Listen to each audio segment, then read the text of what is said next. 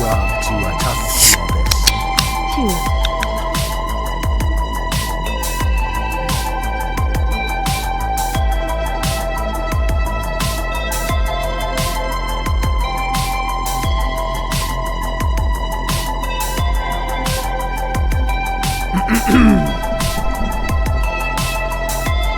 2. Two, hello, check. Gwynny, thank you for the 35 months. 1 month away from the elite and exclusive 36-month, 3-year TRRS Pearl Sub Badge. Thank you, Gwynny. Welcome everyone. We're doing a Saturday stream. I'm on the grind. I'm grinding.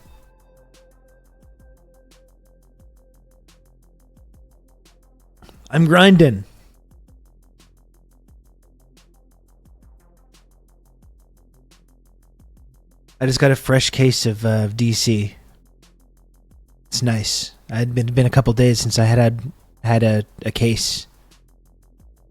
And like you can get it in the bottle sometime, you know? You can get it in the bottle. It's fine, you know, I guess technically it's the same substance inside. It's the same ingredients. It's the same crisp, cool experience, the little caffeine boost. But it is true that I really need the tss, like I need that. I need to have that. When I don't have that, I don't know. It's just something's not right until I get it. Tss, you know? I need to have that. And the feel of the cold can in my hand. Excuse me. The feel of the cold can in my hand is just, there's something about it. It's just magical.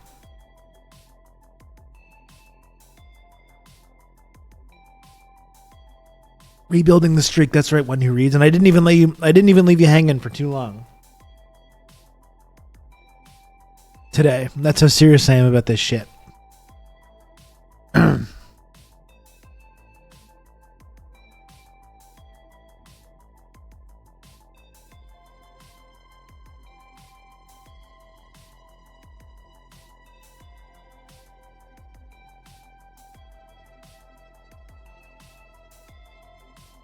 You know what? I'm now a Diet Pepsi person. Wow, okay. That's interesting. Listen, I'm not above having a Diet Pepsi. I'll have a Diet Pepsi sometimes. I don't hate them. I'm not one of these like factionalists, okay? I'll have a Diet Pepsi sometimes if that's all that's available.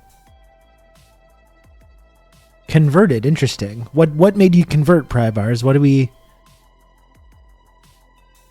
we talking here? You can count on me. You're going to have good old Rob to talk you through all this. Saturday but not diet rib. Today is full flavor. Risk adverse. Thank you for the 39 months. And for all the support. Full flavor. Am I allowed Zevia? I guess so. I can't say I've ever had a Zevia before, so I can't pass judgment on that. Saturdays for the boys. That's right, Dakadun. Get in here. We're doing this. We're doing a Saturday stream.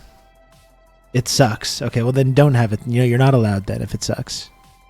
I had a nice cold one and I saw the light. I don't know. I don't know if that's a good enough reason, Prybars. They call him the most flavorful streamer. Yes, they do.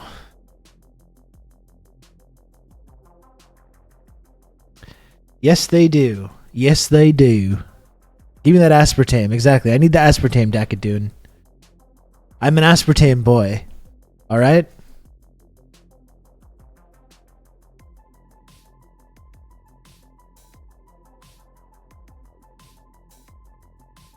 Everyone knows this about me.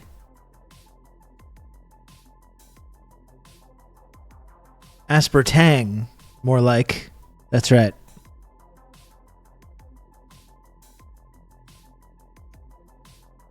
That's what they call it. Ugh.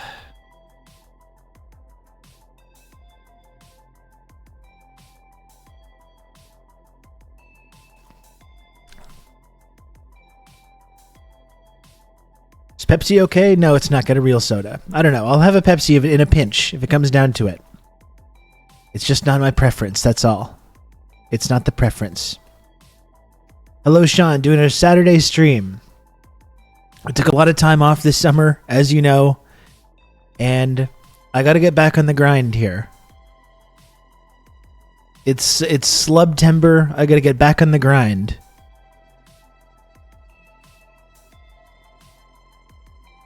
Wild cherries acceptable. That's nice. Yeah, and the wild cherry Pepsi, that can be nice. That can be a very refreshing little treat. I agree. I'm back on the grind, folks, but that means if you support this program and you want to support the work that I do here and you're unsubbed, please subscribe. Are there September deals this year? Yes, Stackadoon. There's deals on batch gift subs, and there's deals on upscaling your sub from a 1 month to a 3 or 6 month. You're gonna have good old Rob to talk you through all this. So, batch gifted subs on sale right now, and upscaling your sub from a 1 month to a 3 month or a 6 month on sale. Sean, thank you for the gifted sub. I appreciate it. I appreciate you, Sean. I did the 6 month. It's like they're stealing money if you don't do it. Exactly. Don't let them get away with that.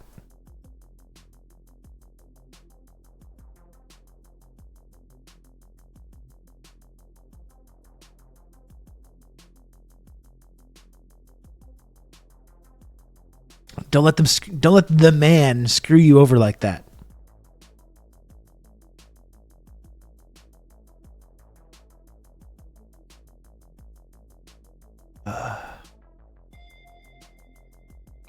It's nice to have a fresh case, honestly. There genuinely have been times when I've let a day or two go by without having a DC, and then I have one and I really get that like feeling in my brain like, oh. And then it's like, that's a little alarming, honestly. That's a little concerning when I get that feeling. And I'm just like, this is probably bad. I enjoy the product, but I feel like I have a dependency on this now. You know? I don't know if that's great.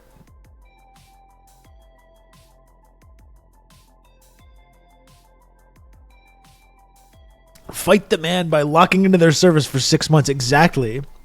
There is no better way. Boy, will there be egg on Jeff Bezos' face when people subscribe for 6 months at a time, or gift 5 or 10 or 20 subs. There's no better way. If you don't like Jeffrey Bezos, one of the world's richest men, owner of Amazon, which is Twitch.tv is a subsidiary of Amazon, there is no better way to stick it to him, to stick it to Jeff, than by subscribing for 6 months to this program, or batch gifting 5 or 10 or 20 subs or more, you know? And really, the more you subscribe, the more you're screwing over Jeff Bezos. Like, when you think about it like that. The more subs you gift at the same time, the more Jeff looks at his weekly reports. He looks at his weekly reports and he's like, shucks.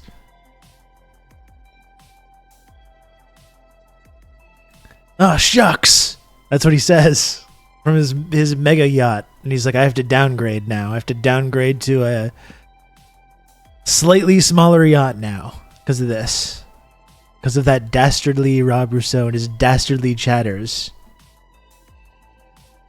He's leaving money on the table, and he hates that. Exactly. There's no better way. I'm telling you, folks, there's no better way to stick it to this guy. Curses. That's what he says. That damn Rousseau's been moving slubs again. That's what he says. It's true. It's true. So.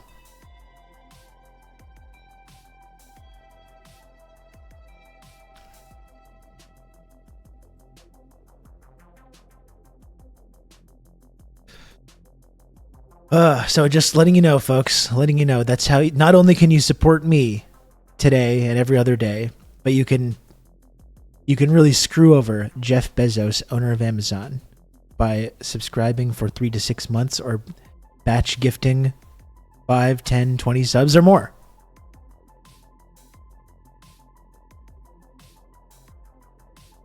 Nuts is what he says.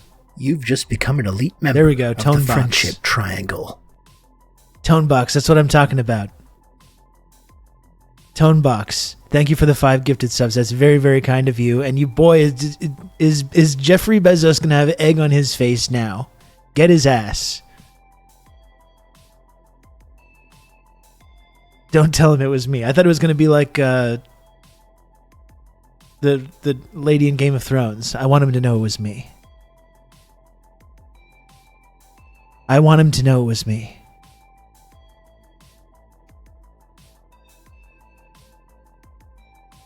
Someone else brave enough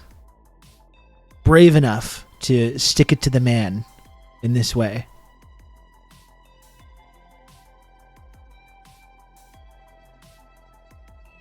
Jeff Bezos. Who does he think he is? He thinks he can control me?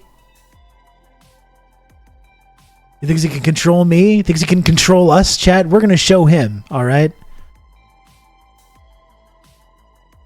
Sin Chow continuing the gift sub they got from GMO Radio. Just did 6 months, but it doesn't say. Good. So this is how they get you, Cinnamon Challenge. This is how they get you. You can count on me. You're gonna have good old Rob to. But thank you, talk Cinnamon through all Challenge. this. Thank you for all the support over the years. I really appreciate it.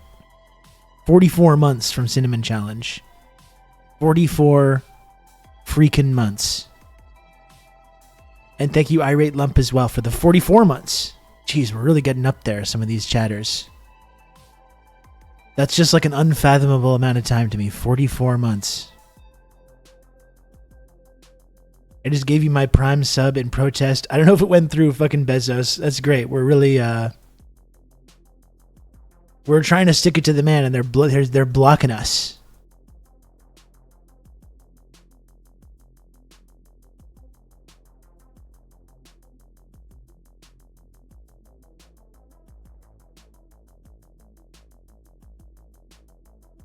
$44 months plus an extended 6-month sentence. It's going to get you all the way to the big 5-0.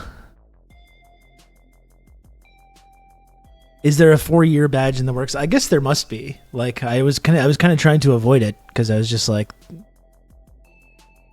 surely that's not going to be a thing, a 4-year badge. But I guess now I got to do it.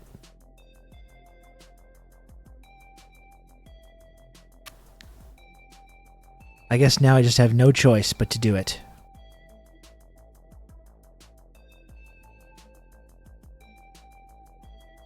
Anyway, it's Saturday. You know, it's a rare Saturday stream. Don't really know what we're doing today. I was kind of just planning on hanging out. We'll see if we can get into anything productive today. Getting negged by a service activates my brand loyalty. Good. Very good. How was everyone's Friday evening? I had a pretty okay Friday evening. I made some ramen. My ramen was very good. I watched the rest of Mission Impossible 2, which is just really... There has been like kind of a movement to Mission Impossible 2 has its supporters. There have people that appreciate and enjoy this movie. And I gotta say, I am not one of them. I love the Mission Impossible franchise. I think Tom Cruise is is objectively one of the greatest movie stars ever. John Woo, one of the greatest action film directors of all time. And this movie is just borderline unwatchable. Dougray Scott in this movie is the bad guy in this movie. Got to be one of the worst performances. It's really like it's an iconically bad performance from Dougray Scott. A lot of it cracks me up, which I know isn't intentional, but it's peak dumb action. I just don't get, like, you've got John Woo. You've got John Woo. And you've got this huge budget and all the bells and whistles, and it's like, what is this? I guess in the last, like, 15, 20 minutes, they let Woo be Woo a little bit. There's a little bit of cool action stuff in the last, like, final big set piece. But it's just so weird. There's this whole motorcycle jousting scene, and the whole like fight at the end with Dougray Scott and Tom Cruise. He's doing all these like weird kicks, cartwheel kicks, and like it's just every choice that's made in this movie is just perplexing. Really? Like, the final fight is it's just bizarre. I don't understand. Which movie we're talking about? We're talking about Mission Impossible 2. Mission Impossible 2.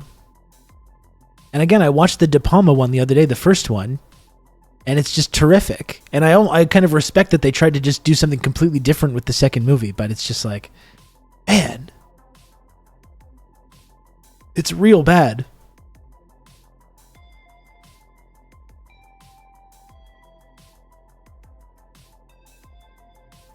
I hated it so much I put off watching the rest of the series for almost... Excuse me.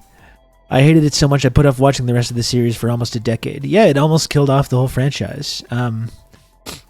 I quite liked Mission Impossible 3. I know that's one that's not very popular either. I think there's some fun things to like about Mission Impossible 3, especially Philip Seymour Hoffman in there. But now it's interesting because it's kind of become this like perpetual huge action franchise after kind of stumbling out of the gate a little bit.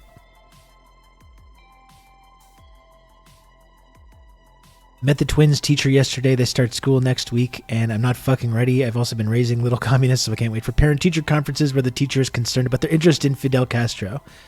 Yeah, I met my son's new teacher the other day. He's in a whole different school, different situation. I'm really stressed out about it, actually. I'm really stressed. I'm sure he's going to be fine. I'm sure it's a good situation for him. It's more just me that's, like, freaking out about it. Not to mention the missions aren't even impossible. Tom always wins. Well, and as Anthony Hopkins says in this movie, he says that this isn't mission difficult, Mr. Hunt. It's mission impossible. But it's true. It's never impossible. He just always seems to do it.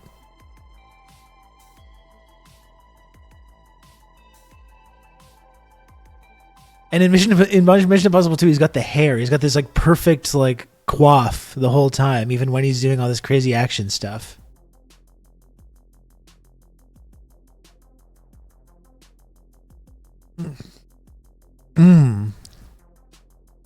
Your son tells me Stalin was a great man.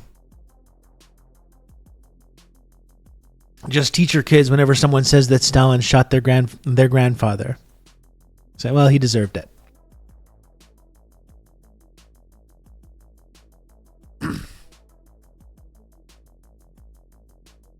Maybe we need to watch that clip just to like get us going here.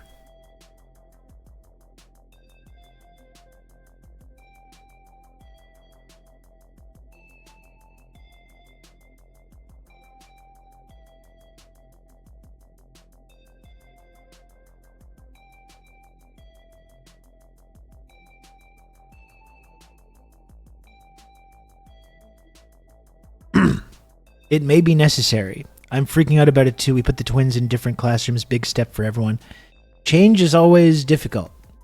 Change is always hard. It's hard for little kids and it's hard for adult children like me. And I don't know, I don't want to read too much into you, Rad Left Dad, but it's hard. I know it's a truism among the left that liberals will side with fascists, but it still amazes me how they can trade the potential genocide of one marginalized group for the current one happening under the Democrats now. Basically privilege and lesser evil discourse leading to this insane conclusion where you're voting genocide regardless. I think definitely this US election happening right now is like, it's like an example of the evils of that kind of two-party duopoly that you couldn't even make up. Like that whole, it's like the fundamental distillation of that whole lesser of two evils argument, and you see the preposterousness of it. You just see how totally absurd and cynical it is, you know? Because it's not just like, oh, we want to have healthcare, but we can't do it, or we want to do these good things with education or housing or whatever, but we just can't do it. It's just like, we're doing genocide, but the other people are going to do genocide even worse. You know, it's like you could distill the ridiculousness of the whole thing down to this, and like this example, this like election is just a perfect textbook example of it. Stalin ჩემი დიდი ბაბუა დახვრიტა ბატონო. Stalin დიდი ადამიანი იყო. ხო. უბრალოდ არ დახოცამდა შენ ბაბუას. ო ისი იქნებოდა ხო?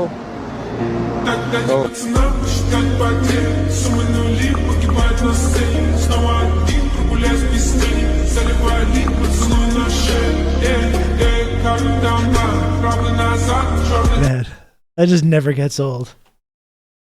That just never gets old, honestly. I can just watch that unlimited amount of times. The song continues to go, it goes very hard. Yeah, and the wide styling, everything about that is just perfect. The nod, wow. Fantastic. Absolutely fantastic.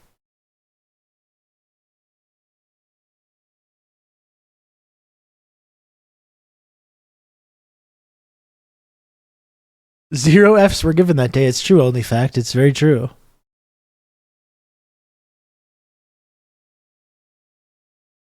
I looked up that song and it's about smoking weed.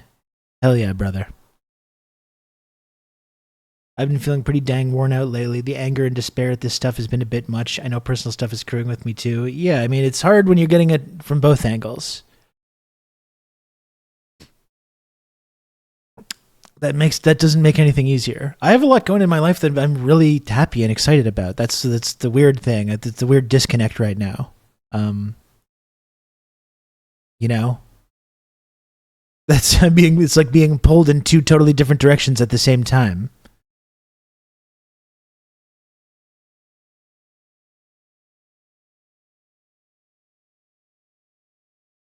Stalin told us about the moderate wing, and I'll be damned if he wasn't correct again. An example, this election right now is the perfect distillation of that whole argument.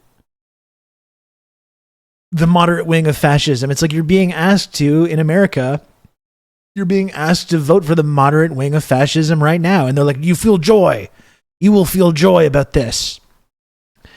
It's fascism joy edition or fascism despair edition. These are the choices that you have, that you're faced with right now.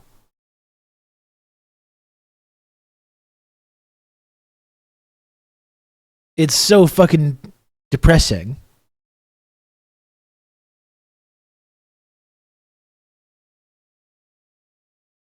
It is insane. It's extremely insane.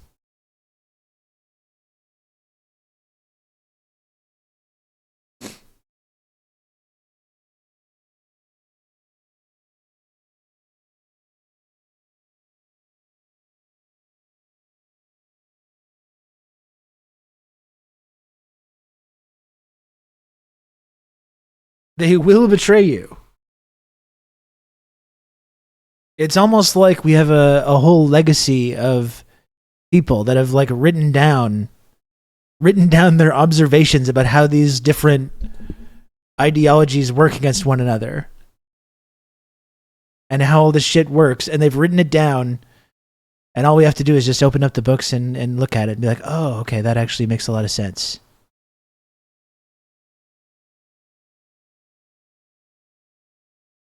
You can either choose gleeful fascism with the conservatives or regretful fascism with the liberals. Regretful, hand-wringing, rainbow-colored fascism with the liberals.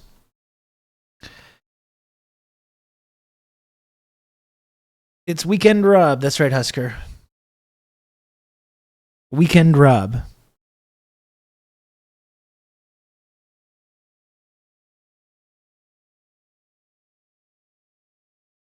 I'm not Rad Left Ed. I'm not going to ban you. I'm not going to ban you for sharing a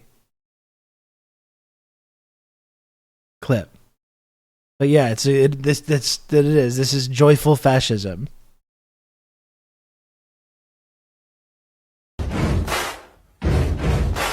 Buddy, you're a boy, make a big noise, playing in the street, gonna be a big man someday.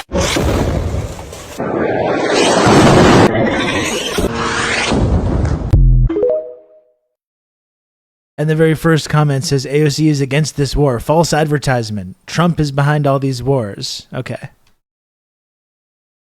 She's against the war. She's just like promoting the people that are supporting the war and telling you got to vote for them. That's all. Easy. Easy to understand.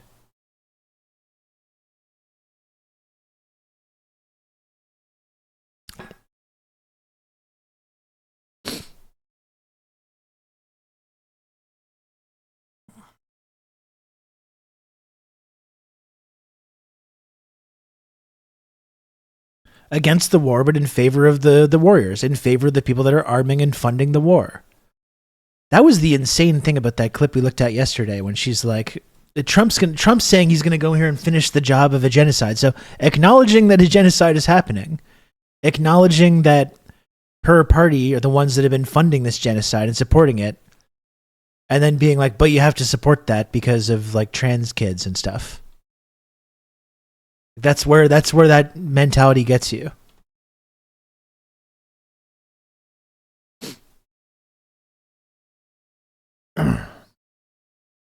And this is a good, like, Banana Grabbler. We talked about this yesterday. The Banana Grabber. The Kamala Walls interview sucked. They're throwing away all the goodwill they got by picking walls. Should be the easiest decision in the world for someone with empathy to break from supporting Israel now more than ever. I think this is the most amazing thing to me, is that like this is what we talked about yesterday. Like there was genuine sense of like excitement and goodwill from some of the most deeply cynical people you can imagine. Like people wanted to support this. They wanted to get on board. We talked about it with the DNC, with Hassan and everything. You got Hassan with this huge, engaged, plugged in young audience, the exact people that you need to like bring into the fold. And he's there. He's like desperate to give them something. He's desperate to be like, okay, just you can support these people. This is something that you should support. And they can't fucking do it. They're like, no, get out of the DNC. We don't want you. All that goodwill that they had, all the whole coconut pill and context maxing and all that stuff. You had people that were genuinely like trying to get on board with this, even somewhat ironically. And they're like, no change. Nothing will change. Nothing is changing.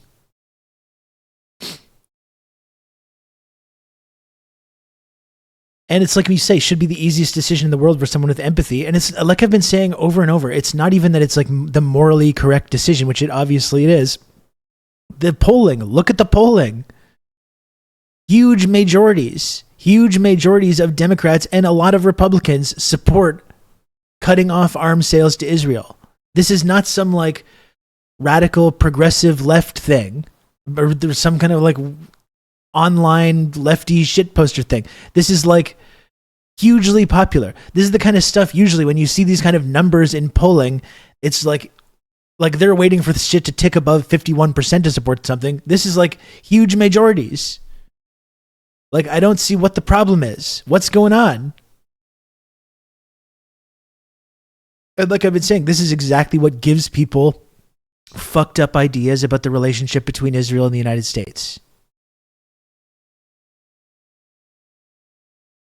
Because when it seems like that, when it seems like they're going against their own interests to support this genocide, to support Israel, it gives people weird ideas. Like, who's actually in charge here? And we know who's in charge. We know the United States government's in charge. We know that they view Israel, it's their colonial outpost in the Middle East. But this contributes to anti-Semitism, like actual genuine anti-Semitism. And gives people fucked up ideas about who's controlling the United States government and who's in charge. They don't care what we want across the board, irrelevant. Yeah, well, that's true as well. I mean, it's not like things like universal health care and education and all these things aren't incredibly popular as well.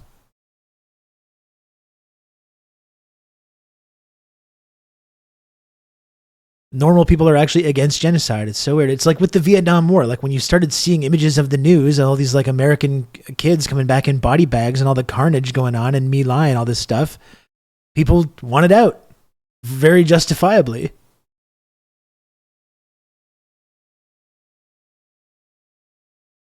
Most people don't even want Israel permanently cut off from weapons either. They just want to stop enabling this specific massacre. It's just total insanity, honestly. It is just complete insanity that this is still going on. And the orange man is bad. That's what it comes down to. And I'm not even saying that he's not bad. He is bad. The orange man is bad. I agree. You know, I couldn't agree more.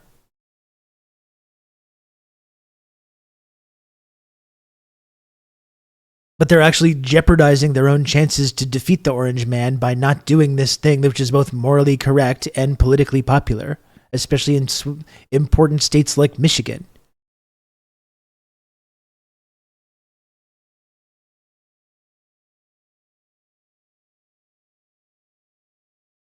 Seeing the CBC calling student protest Kristallnacht themed is also jarring and upsetting. The propaganda isn't new, but the boldness of the lies is so extreme.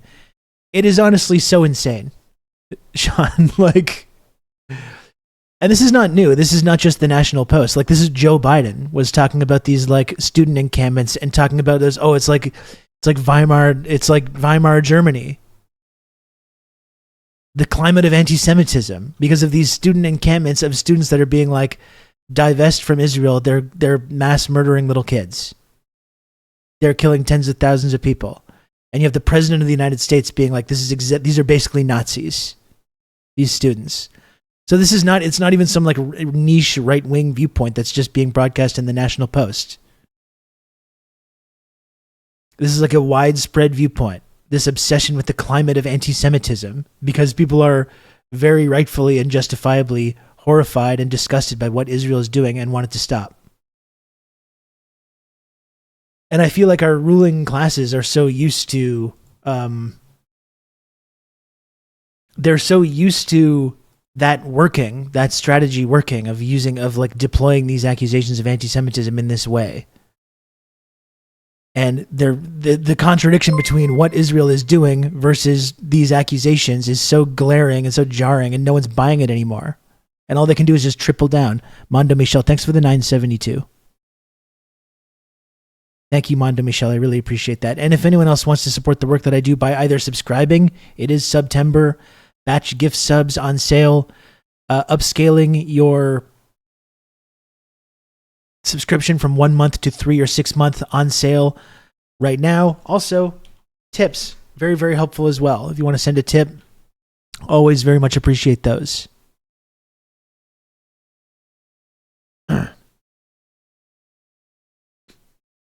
It's insane because I have people on Facebook sharing prices of fruit when Trump was in office compared to Biden, and this is the basis of a lot of people's politics. Yeah, and none of these people, Rad Left Dad, want to actually blame the people selling the fruit for the prices going up. They don't want to blame the actual people responsible. They want to blame everyone else but the people responsible.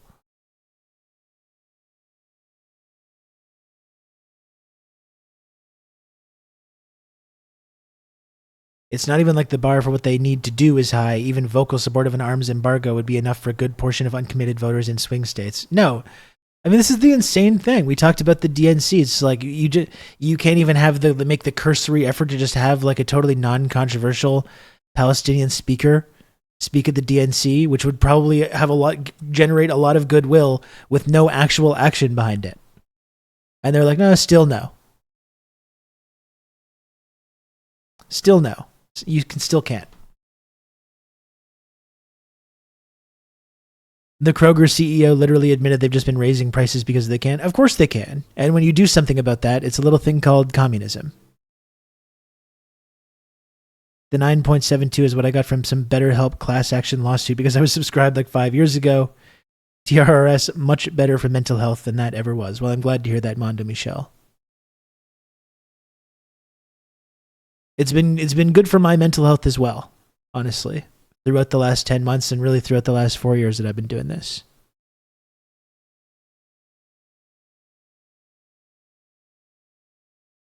SUBTEMBER starts early. Apparently, yeah, that's what Twitch is telling me.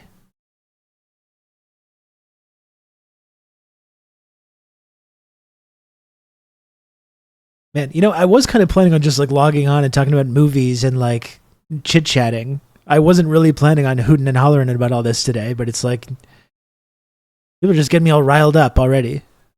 I'm riled. I'm riled, baby. Was not expecting a stream today. Well, Blueberry, like I've taken a lot of time off this summer, and it's been difficult as a result, honestly. I was in a pretty good place in terms of like doing this show when summer began, and I took a lot of time off to spend time with my son, which I was very happy to do. I had a great summer doing that, but it's been somewhat difficult to recover from that. So I'm back on the grind this month. In September, your Rob's really grinding now. Okay? So I hope people appreciate that.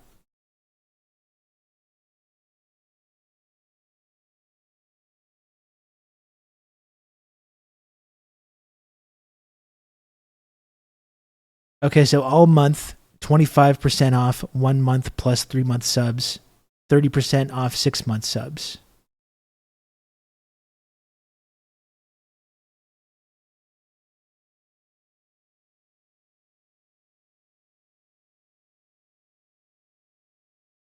You've just become an elite member of the Friendship Triangle. I have the perfect life here, but I keep protesting because how can I ignore genocide? And that's exactly the attitude we all need to have, you know? And we appreciate that. Miriam's landed. And thank you, Perfect Speller, for 5 gifted subs. Very cool, Perfect Speller. I don't know about any of you, but my mental health has been thriving the last 10 months. I mean, it's definitely been very helpful for me to have this community, honestly, Dr. Maggot, and to be able to talk about this stuff on here every day. Thank you again, Perfect Speller, for that. I really appreciate the 5 gifted subs. Very, very cool.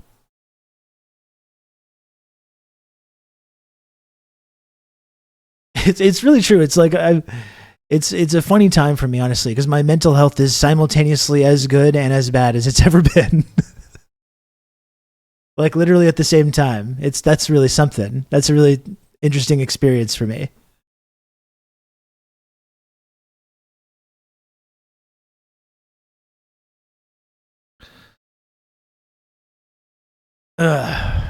I just need to actually make some IRL socialist pals before I go completely insane. Yeah, I mean, that's been one thing that's been very helpful for me, Sean. Being able to make some friends that are kind of like in that context, that are part of this kind of community, share the same worldview. It really does help a lot. You know, so I come on here, I feel less isolated and alienated. And then in my personal life, I'm able to feel less isolated and alienated as well.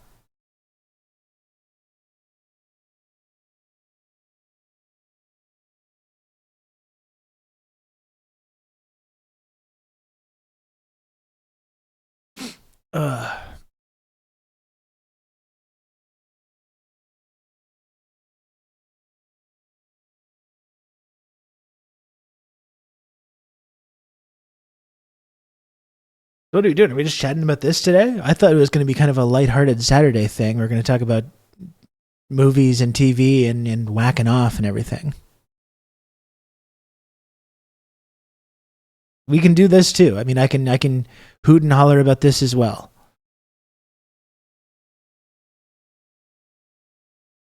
If you do want to pivot to movie talk, the Terminator Zero Netflix series is not half bad. I like the way Nora talks about it as well. It's been nice to be able to get to know her over the last couple months as well, because she's someone that does really fantastic work on this.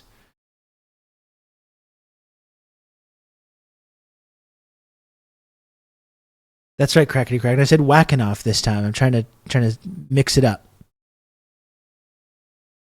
That Terminator series seems okay. I saw just like a little clip from it. It seems cool. Visually, it seems pretty cool.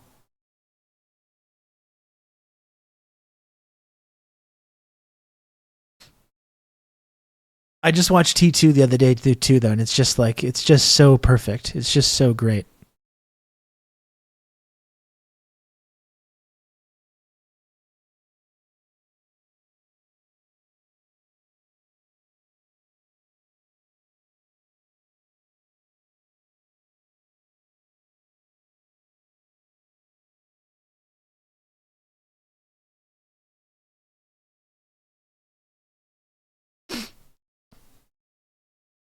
You know?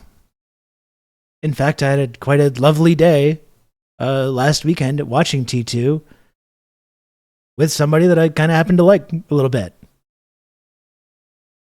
There, I said it. There. It was quite nice, though.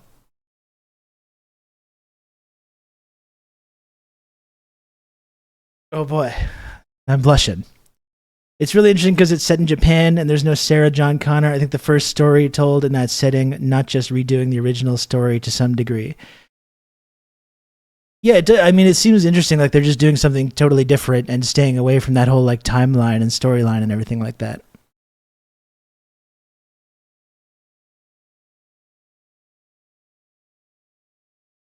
Rob, I hope you and Xi Jinping had an excellent time watching Terminator 2. What a funny image that would be, wouldn't it? We're both reaching into the popcorn at the same time. Like, whoa.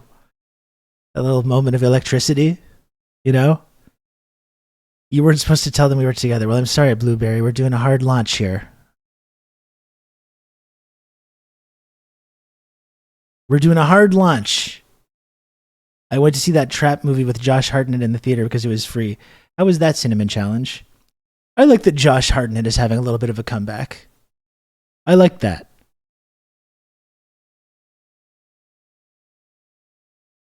He's good. He's been doing a lot of stuff lately. He was in Black Mirror, he was in Oppenheimer. He's doing this.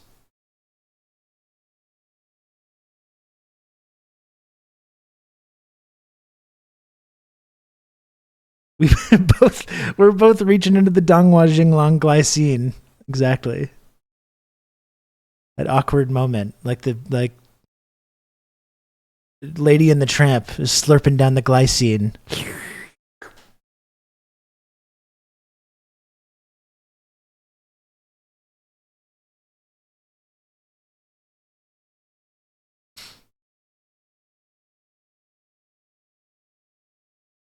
Maybe more for young girls who like true crime, but oh yeah, Black Mirror was very good. I still kind of want to see that.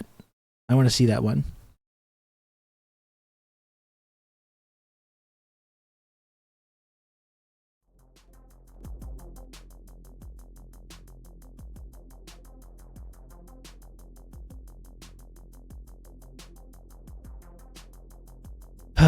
What else? Oh, another thing I did last night was I watched the DS9 Bell Riots episode, or the first one of those. It's been fun getting back into DS9 a little bit, and it was a perfect day to watch the Bell Riots episode.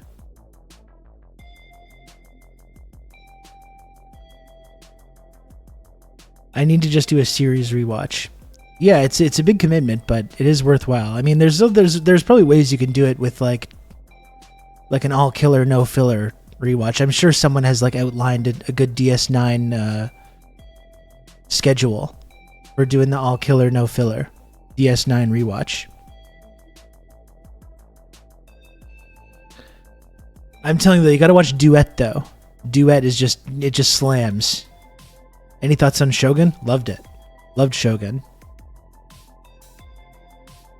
Really enjoyed it. Duet is a season 1 episode of DS9, Sean. Which is really like one of the best episodes of Star Trek.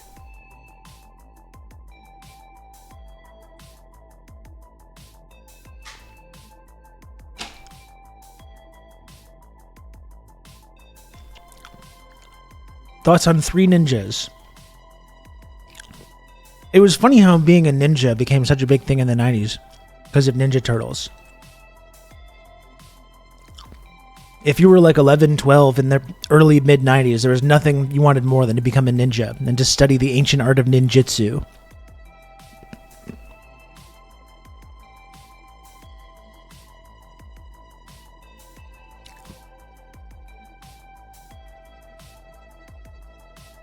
It would have been funny if Three Ninjas had turned into some like ultra-violent revenge movie like halfway through. You think it's this innocent movie about little kids?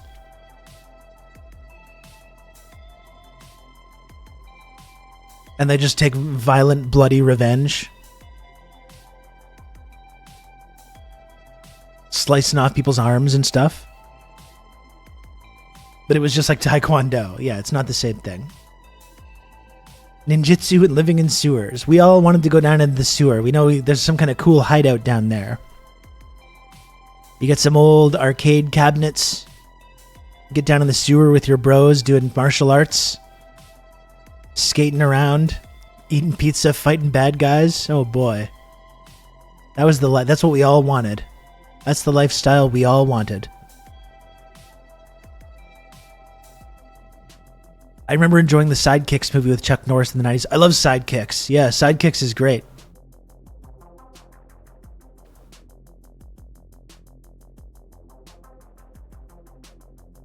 R.I.P. Jonathan Brandis. He was a big teen star in the 90s.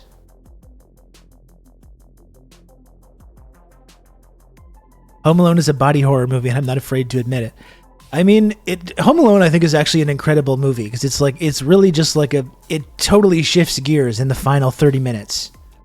It's kind of like a lighthearted family comedy, and then it becomes this like cartoonish ultra-violence for like the last 30 minutes. It's genuinely a very kind of strange thing. It's a great movie, but it's like, it's bizarre.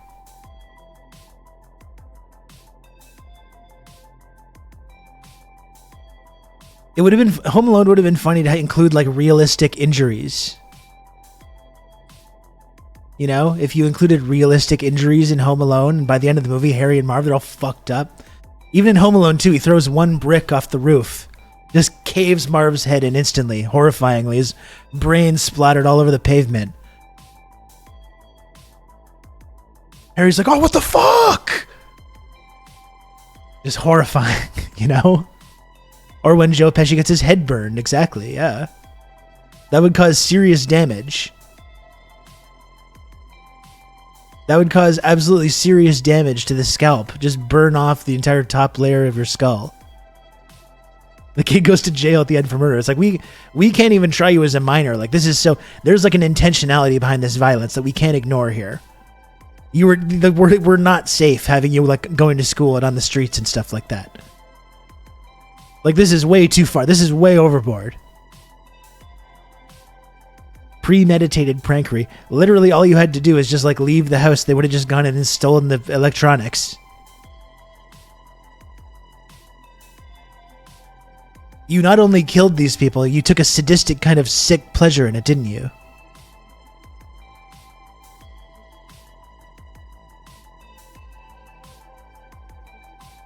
These two guys are just trying to make a living after being in prison, and this little brat kid just physically abusing them. It's so messed up. This is Saved by the CIA. We like your sadism, kid. Yeah, Kevin McAllister ends up being sent to black site in Pakistan 20 years later.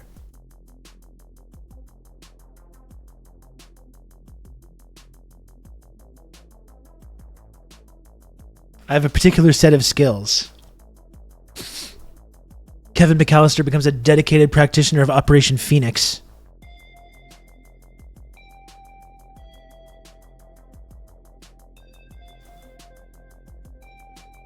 Oh, is there an edit? Is there a bloody Home Alone edit? No, I've never seen that.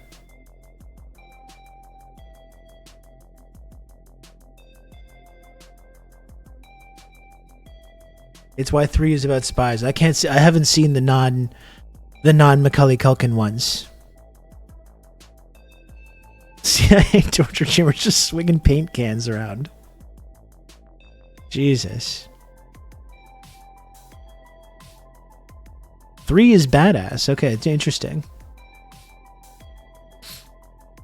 I mean, it's basically an analog for Vietnam if you think about it. If you don't think about it too hard, or if you do think about it too hard. I don't understand that analogy, but I'm going to go ahead and agree. Yeah.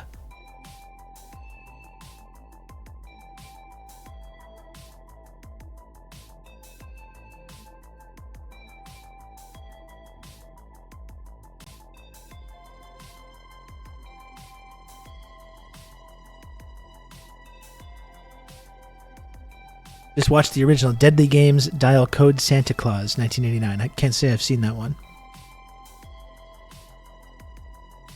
In 3, the kid accidentally gets a toy with a missile chip that the North Koreans want. A missile chip that the North Koreans want. Well, you should fucking give it to them. What is this little American imperialist dog doing with a missile chip that could defend the people of Korea? I think that kid deserves whatever comes to him, frankly. That's their chip. They need that to defend themselves against the imperialist pig army of the United States military.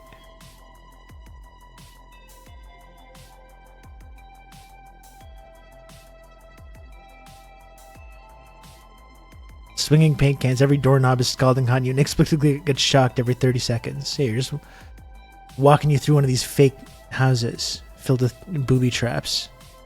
He's an agent of the American military-industrial complex. Exactly. We can't feel sympathy, okay? Just because he's a cute little kid, right? That's how they get you. We have to harden our hearts in these moments. And when there's an adorable 8-year-old kid that happens to be withholding military secrets that victims of imperialism, violent imperialism, need to defend themselves, we can't have any sympathy for that.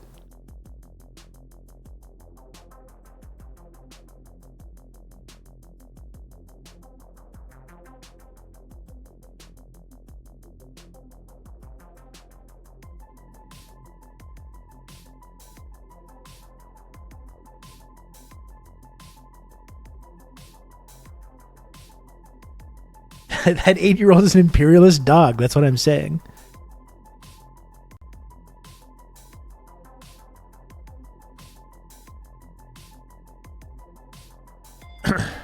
Well, no, I wouldn't say I'm sounding like a Democrat because, like, they're actually like in support of these, like, in the military-industrial complex. They're like sacrificing kids at the altar of military-industrial complex profits. I'm the opposite of that. We need to destroy the American empire. We need to destroy the military-industrial complex. And if there's an adorable, precocious little 8-year-old kid that's standing in the way of that, I mean, like, what? We're gonna not do it? Let's get real here, folks. We gotta get tough. Okay? This isn't fun and games. It's a revolution. It's not fun and games. It's not a family reunion. It's not a party at Chuck E. Cheese.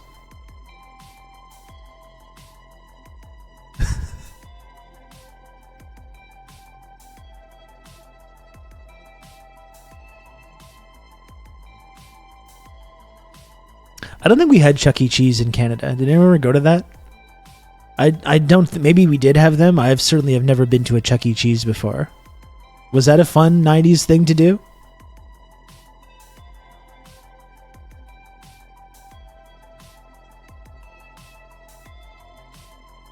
We did have one in Winnipeg. Okay.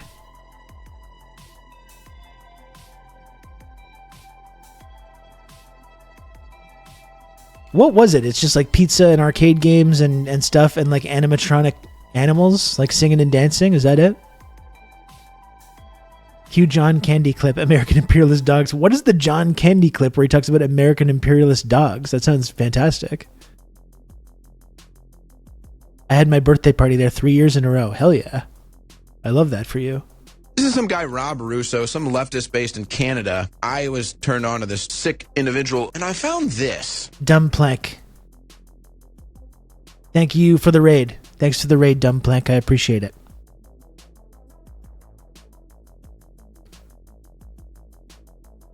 How was the Dumb Plank stream today? Welcome in, raiders.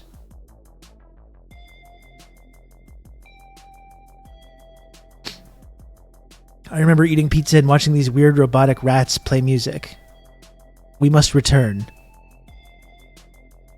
We must return. The arcade games were not video games usually, but stuff where you would win tickets to trade in for cheap prizes. Okay, so the typical, like skee ball, that kind of stuff, right? Yeah, skee ball.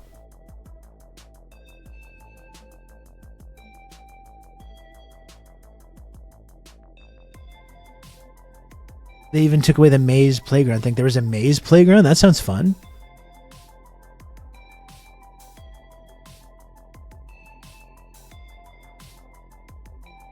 Hello, it's chill. Thanks. How are you? I annoyed myself near the end with Hasbara shit. Never mind, though. Well, that shit can be very annoying. There's no denying that. There's no getting around that. Dumb Plank, have you ever been to Chuck E. Cheese? Let's just go down this nostalgia. Let's just like descend into the warm, comforting embrace of some 90s childhood nostalgia. I remember playing the Michael Jackson arcade game at a Chuck E. Cheese in Vancouver when I was very young. Hell yeah. Moonwalker. That game was so cool. And the movie, I remember loving the movie. I was a big Michael Jackson fan as I grew up in the 80s and 90s, so of course I was. But Moonwalker, the Michael Jackson movie. What is this from? Is this from like Spies Like Us or something? What is this movie? What is this movie? Volunteers. Come Tuttle from Tacoma.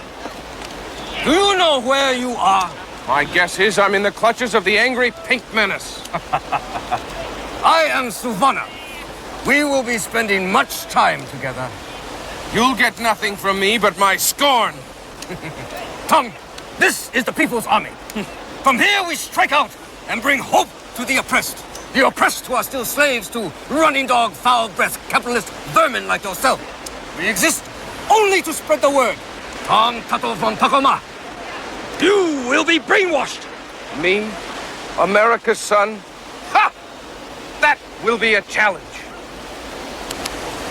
You bet. The typical patriotic Our enemies suburban are all American. those in league with imperialism. The bureaucrats, the big landlord class, and the reactionary section of the intelligentsia attached to them. Very good, Tom. You quote the chairman well. Our enemies are all around us. No lies We detected. must always be on our guard. Sure, we'll lose a lot of snooze time, but that's okay. We'll catch up after the revolution's over. That's enough, Tom. The leading force behind our revolution is the industrial proletariat. Our closest friends are the entire semi-proletariat and the petty bourgeoisie. That's enough, Tom. But there's so much more. I said that's enough! The time has come to New tell Marxist you your mission. converts be like, It's my mission. I'd like that very much, comrade. Good. Tom, the bridge you were building for the lying, malignant, snake-infested Yankee Peace Corps. That bridge is important to us. It gives us an easy access across the river. We can drive our brand new people's truck across it and plaster the words of the chairman on every tree, rock, and animal for miles until we run out of the people's gas. Yes. You, Tom Tuttle of Tacoma, are going to ensure that that bridge is built and that no one in Lungta interferes with our plans. In a week, I'll have that village running like Peking. And if someone does stand in your way,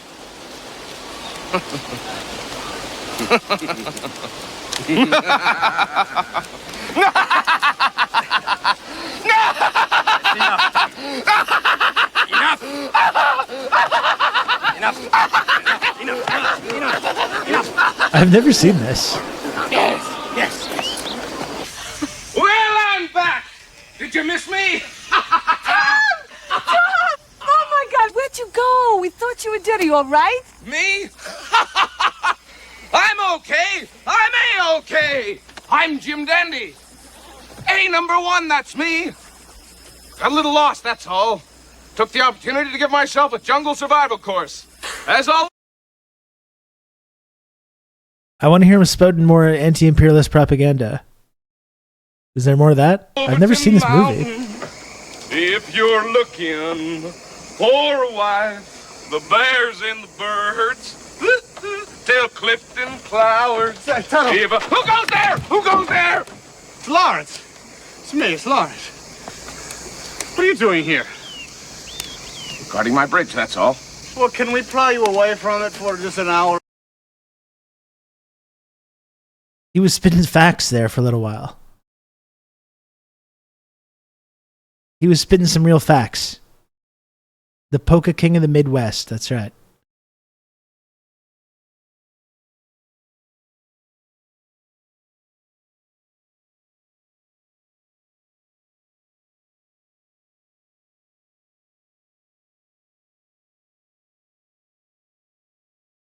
Miss that guy. That was a celebrity death that hit very hard in the early 90s. What a legend that John Candy was. Tom, what was that? The volcano movie? No, this was not. This was not Joe versus the Volcano, which is a movie that I really like, actually. I think I've talked about that before. It's like a really good Tom Hanks double feature, late 80s, early 90s double feature about capitalist alienation with Joe versus the Volcano and the Burbs.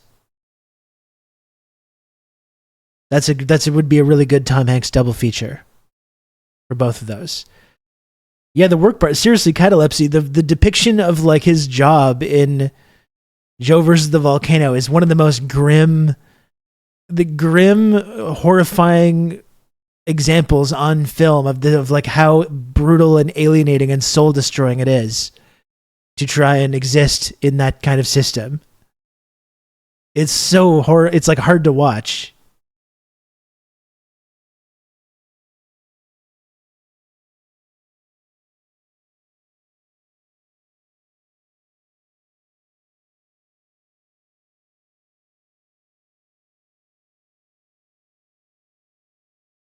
Joe versus the Volcano might be the only Tom Hanks movie I can still watch. I would really recommend The Burbs as well. The Burbs is really good.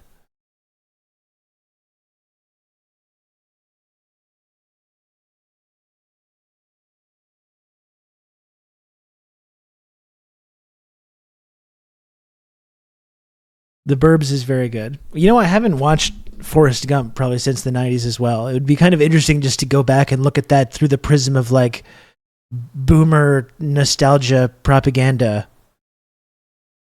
and just look at it on that level. That's one I don't think has aged all that well. I can watch Bridge of Spies and root for the other side. Well, that's what you have to do anytime you watch any one of these movies.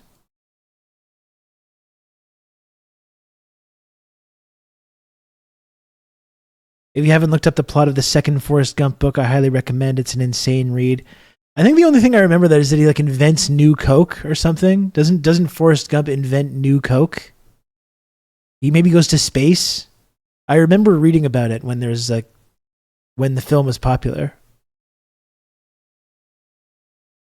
No, I would say Brandon, I would be wager a guess that Forrest Gump is not nearly as good as you used to think it was.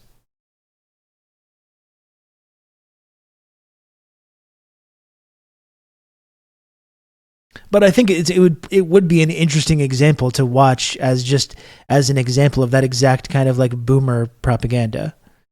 It's like totally like how it illustrates that boomer worldview perfectly.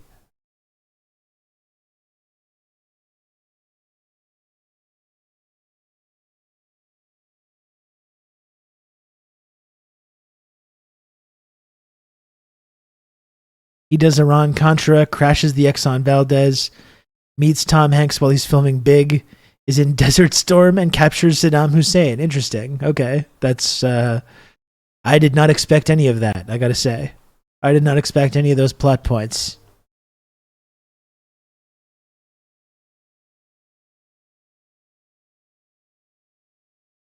Oh, excuse me.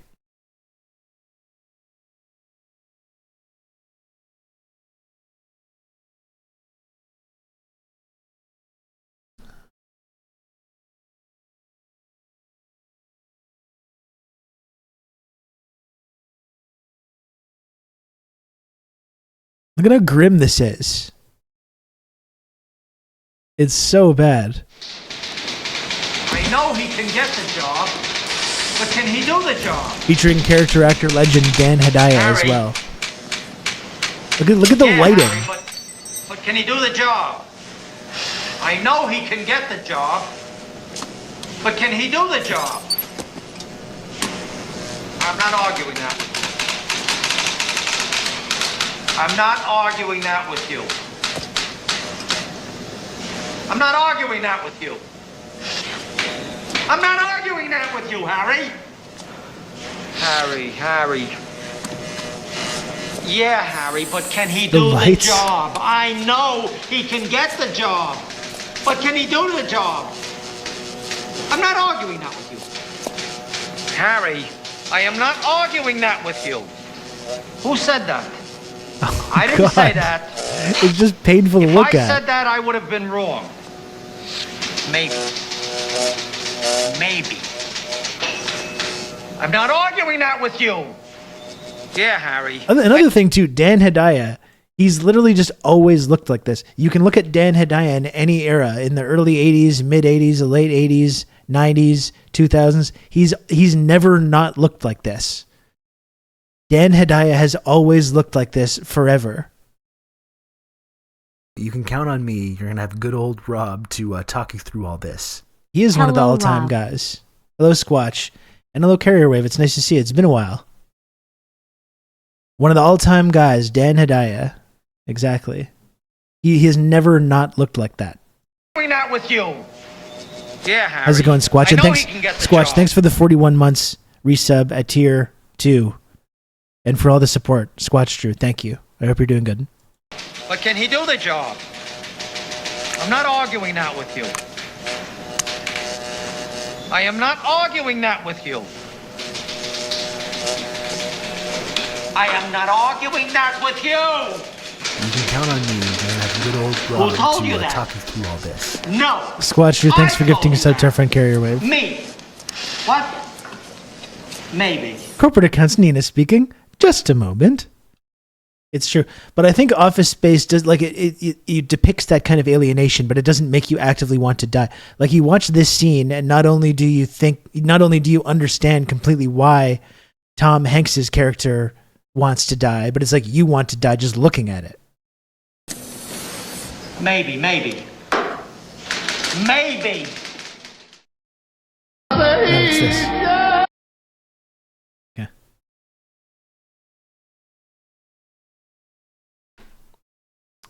He should just simply get a better job. It's true. Exactly.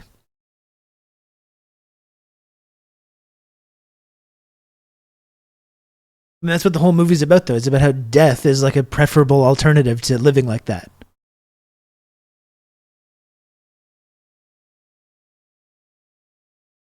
That's the entire premise of that film.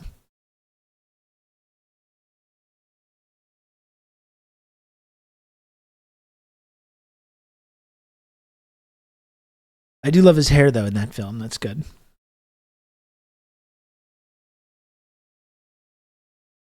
I almost quit my job day before yesterday, but the boss wasn't in her office.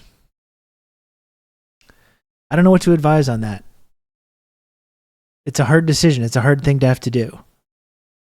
I remember the time that I did when the one time in my life I had like a regular job and I worked in advertising for like 4 years. And you know, I've had plenty of I've been freelance ever since then, and I've had plenty of jobs, but this is like the time in my life when I was doing the like corporate job, like an actual job. Even though it was like the weird world of like advertising in Montreal, and it is the most soul crushing thing I could think of. And like I was so depressed, and I've never been more depressed in my life doing that, you know. And I remember it would be Sunday, Sunday night, and I would just be thinking about going to work the next day and like who's going to be emailing me in the morning and yelling at me about something. What did I forget to do?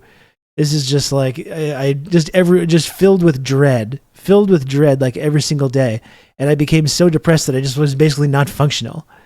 I forgot how to do my job. I was forgetting meetings. I was forgetting how to do stuff.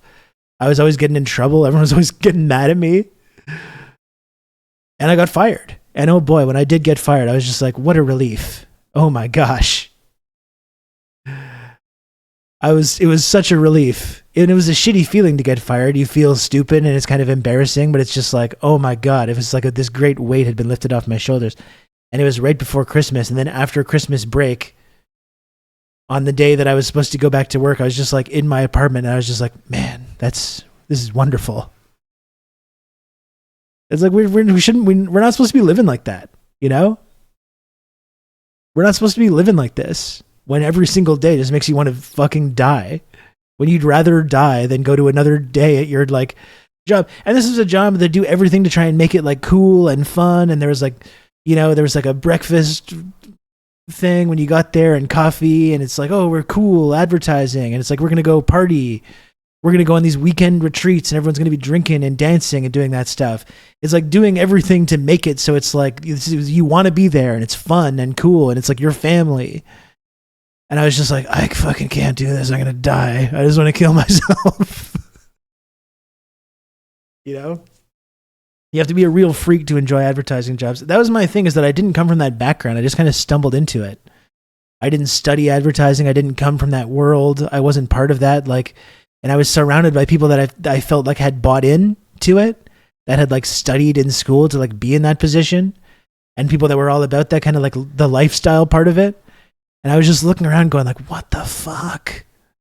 Who are these people? How are you like this? How are you okay with any of this? Sometimes you just want to impale yourself on the foosball table. That's right.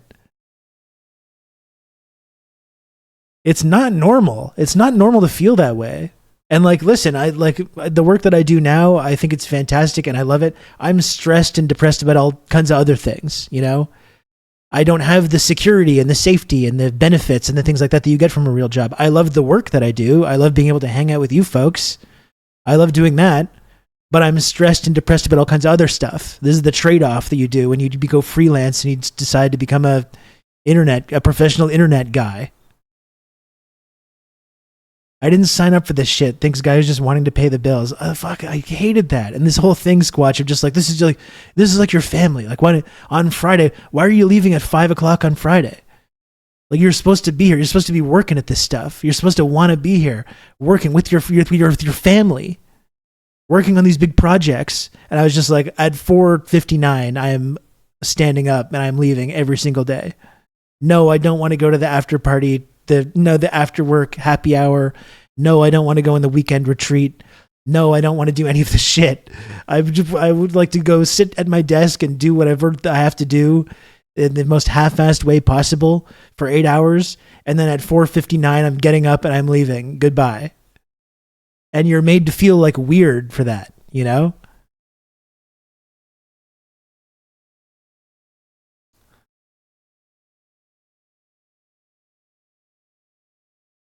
I took a class because I was forced to go back in uni, and all these people were enthusiastic with the most alien humans possible. Yeah, the people that study into it, for sure.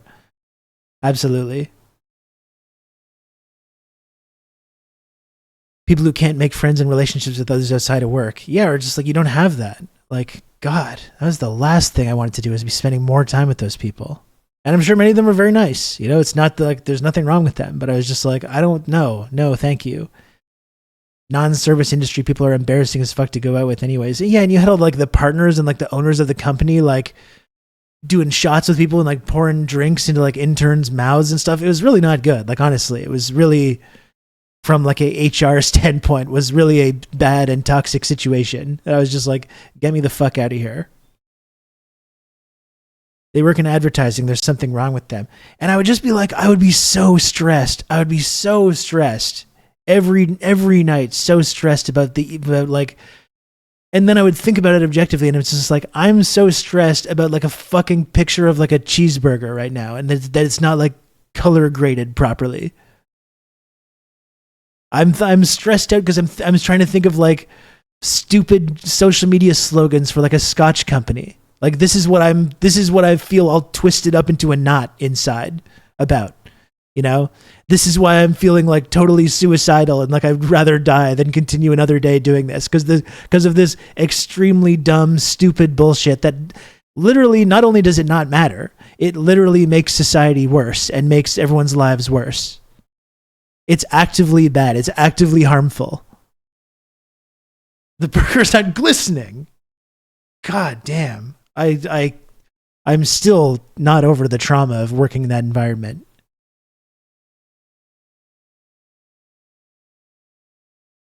Scotch, drink, rinse, repeat. I think Scotch is the peat-flavored swill, right? I mean, it can be. I had some very peaty Scotch the other night. It was quite nice.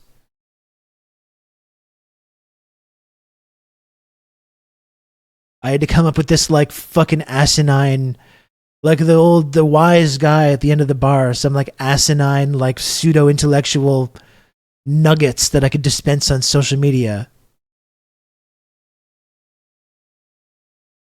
It was concentrated alienation. It was really fucked up. The employee manuals clearly states 15 pieces of flair. You know, the Nazis had pieces of flair that they made the Jews wear. I'm glad you got fired and released from the slog. Yes, Squatch. And I got unemployment. And I was on unemployment. And I was like, that was honestly like a revelatory experience for me. I was on like the maximum amount of unemployment that you could get for like 8 months. And I was just like, why can't everyone just live like this? I'm just getting money to pay my rent. I'm not stressed about where that's coming from. And I'm able to just like work on things that I enjoy and spend time with people that I care about. And I'm not super anxious all the time. Why can't just more people do that?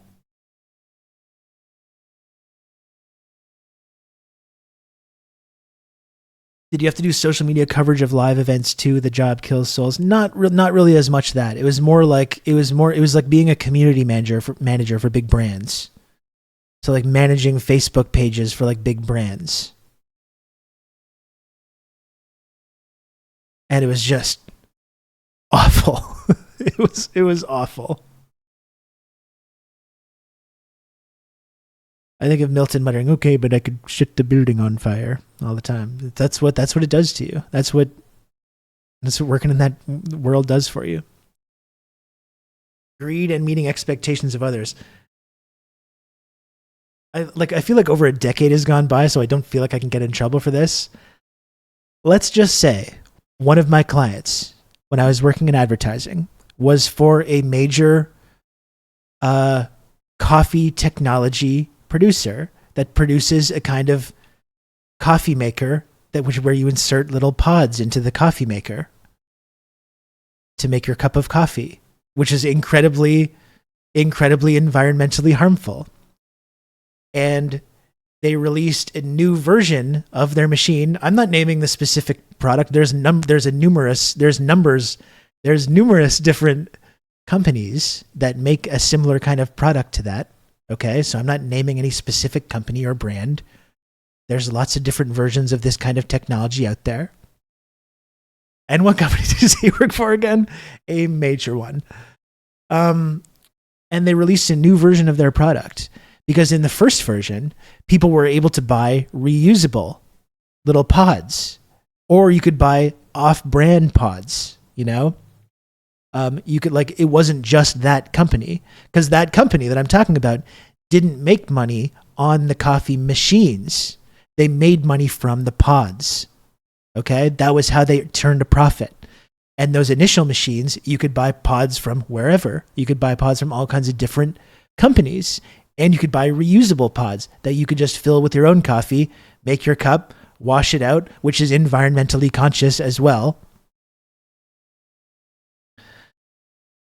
Right? And you could do that. And then they released the new version of their product where you couldn't do any of that stuff anymore. And you could only use the specific brand pods to go with that machine, because there was a little laser inside that read whether you had the specific little code on the pods. And if you had off-brand pods, it wouldn't work. And you couldn't use the reusable ones anymore. The ones that are like significantly more environmentally conscious and less damaging. You know? And I was the one that was in charge of talking to all the people on Facebook who were like, what the fuck? What is this? What is this new product? Why can't I do this? Why can't I do that? And I was the one that was having to manage that and talk with all those people and use my little talking points that I was given to explain exactly why it was the only way that we could guarantee the quality of the product. It's the only way. You see, when there's counterfeit products, we can't guarantee and all this kind of stuff. You know? And of course, when that wasn't successful, it was me getting like passive aggressive emails from people. You know, as per my last email, blah, blah, blah, with like highlighted conversations that I'm trying to have of people freaking out.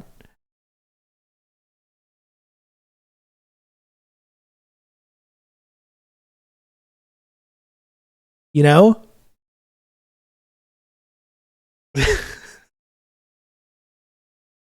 And what I was told behind the scenes, outside of the whole,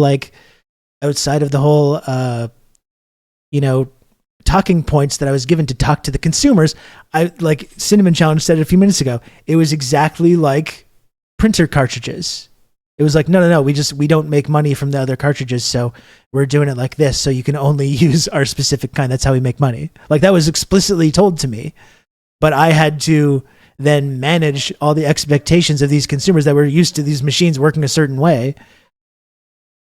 This obvious cash grab, this obvious cynical cash grab that's not only like extremely cynical in terms of like limiting the products that they can use, but also incredibly environmentally damaging as well.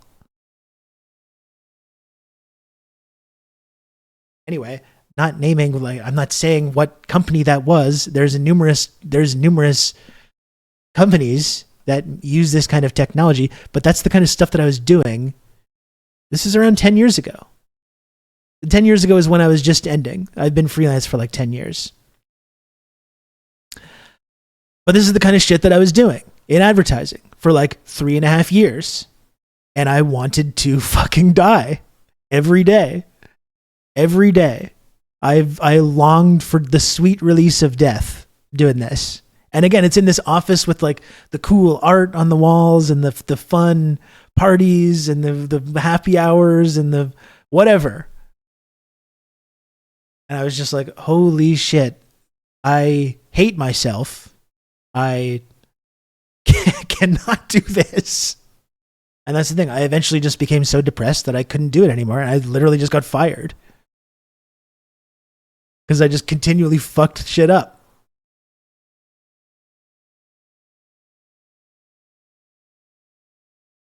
And it's hard too, because that was the first time I was ever like making regular money. And I actually had like benefits and insurance and vacation time and all this stuff. And I had never had that before in my life. I was an artist. I was a musician for like the most of my 20s. This is when I was like 28, 29. And then you get trapped. Then you're like, I can't leave. I have bills. I have credit card bills. I have rent. I have car payments. I can't leave. I'm stuck. I'm stuck here forever.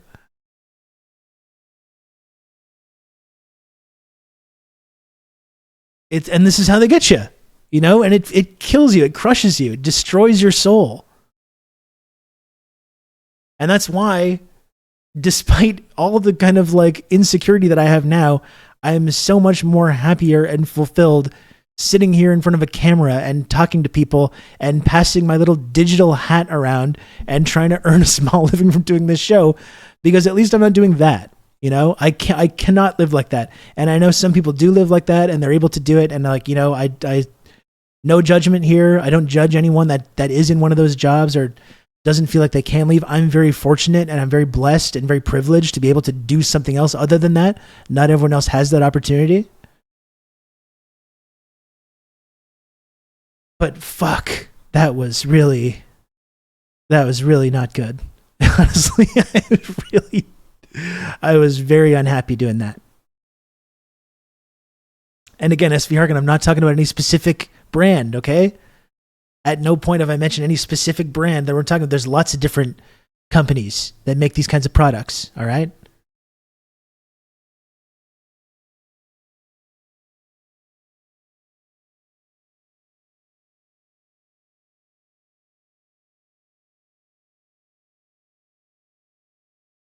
Unless you're working for Raytheon assembling missiles, then if you don't quit that job, even if it means living on the street, you're still a bad person.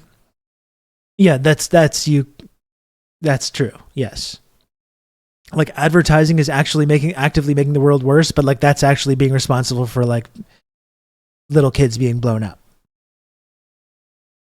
That you were promoted out of there, Rob. I swear, like the first day that I did not have to go to that job and I was getting an unemployment check every month and was able to pay rent and bills with that, I was just like, holy shit. Like the relief that I felt.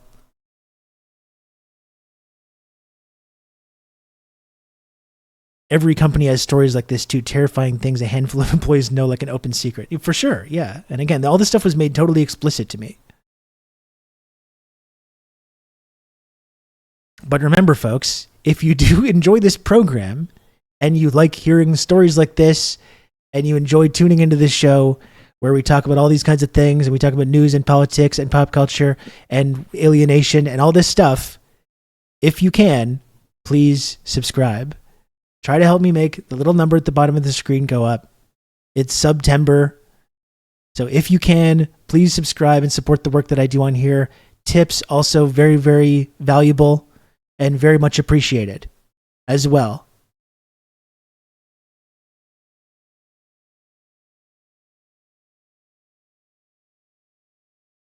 All office jobs are a certain kind of bad, but sales and marketing are a special kind of evil. I mean, Bill Hicks said it the best, you know?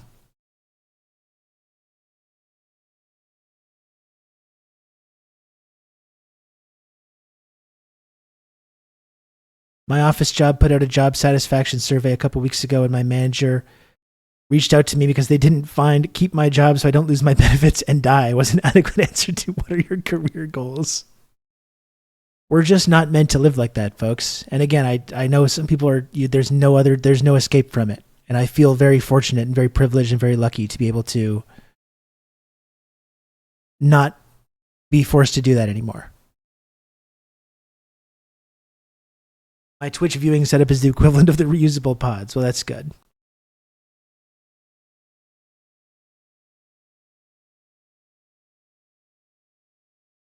Not only does little Rob not get pizza if you don't sub, Rob will be forced to go back to social media advertising hell. Is that what you want? I could not ever do it again. Like maybe possibly freelance for something that I actually thought was like okay. I could maybe be convinced to do some of that stuff, but like no. Going back to that world, no way. No way.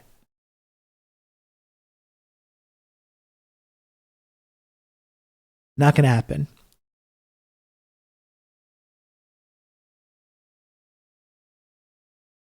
And this is the rare failed call to action as well. Even after all that, that's interesting. even after all that, the rare failed call to action. Now I advertise pro bono for the Coca-Cola Corporation. Exactly. And then I did that completely free of charge. Completely free of charge. Totally just because it's a product that I enjoy.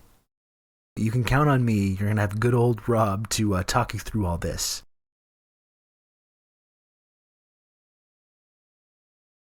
Okay, so we count on me. You're going to have good old Rob to talk you through all this.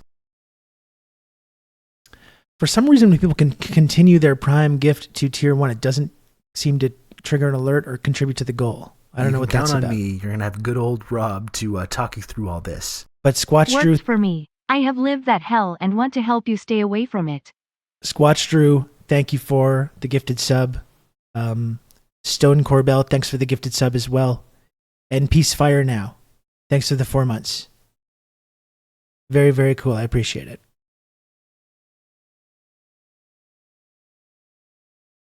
I lasted 6 months in ad sales after college before I said fuck this and got a job working in trades. I mean, yeah, I feel like that would be way more fulfilling. I think about that sometimes too. Like, I would like to be like a bus driver or something, but like, or I would like to deliver mail. That's an important job.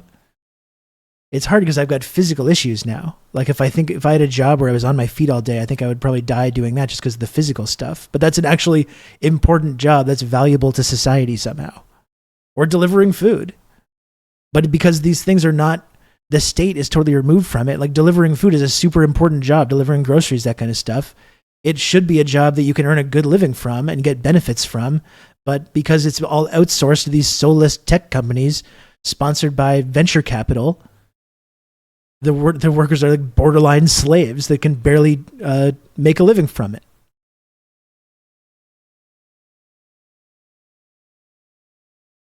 I've said a number of times that should be a nationalized job. These apps, the food delivery apps, like you should be able to work at one of these companies and make a good living and make enough to like pay rent and live pay for housing and food and have benefits and vacation time and all this stuff.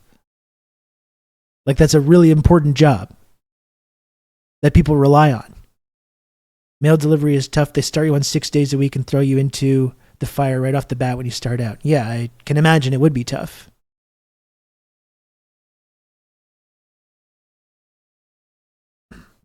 The oligarchs want their servants to hate their lives, not be happy. You've just become an elite member of the Friendship Triangle. Gilf of Tonkin, thanks for the... I always appreciate that username. Gilf of Tonkin, thanks for the 5 gifted subs. Very, very kind of you.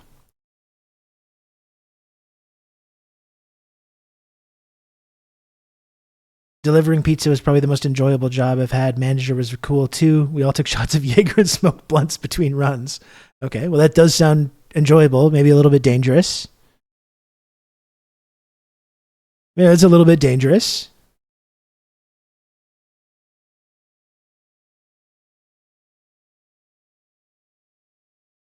What if walkable 15-minute city grocery and restaurant? So sinister, I know. Got a weird message about extending sub, might have to retry. Well, Gmon, I see that I got a notification that you continued your sub, but it doesn't lead to a alert. But I appreciate it anyways, and I thank you. Wait, so it's not September? I thought it started already.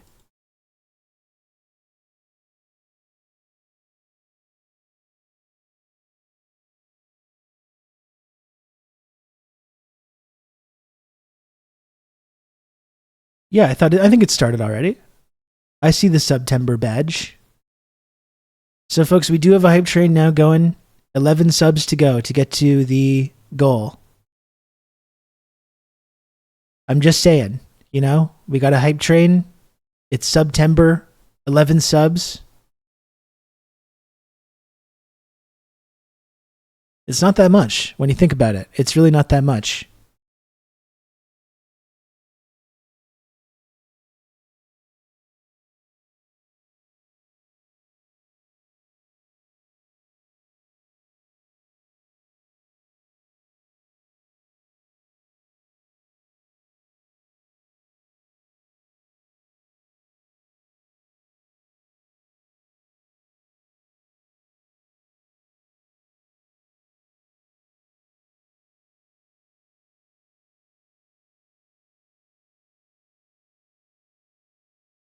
At 50, Rob will sing Rollin' by Limp Bizkit. Well, I don't know if I'm going to be doing that.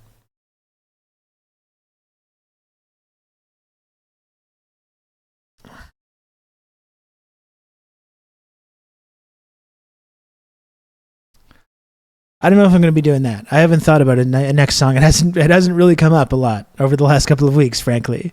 The whole song thing. And we got Cosmopolitics in the chat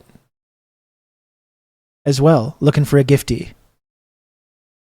We've got world-famous professional broadcaster Cosmopolitics also in the chat, looking for a gifted sub.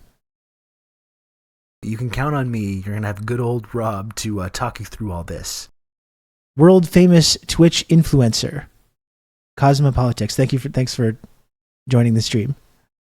And Rob Saw, thanks for the gift to Cosmopolitics. Thank you.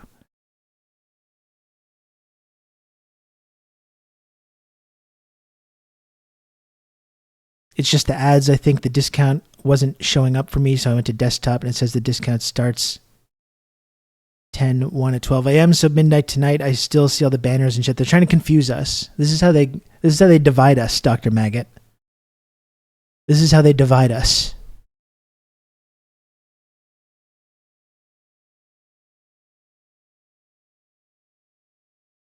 The SUBTEMBER is what it should be called. Hey, Max? How about that? The SUBTEMBER. So, folks, 1 minute left in this level 3 hype train. 10 subs to go. If we've got any more generous batch sub gifters, could get us to the goal and could unlock some very cool hype train emotes from Twitch. Can anyone give me a rundown of the first half of the stream? I don't know. There was a little bit of movie talk. I hooted and hollered a little bit about like Harris Walls and that kind of stuff. I told a long story about my history in the advertising industry. A clip of John Candy being a communist. Yeah, that's pretty much just those things.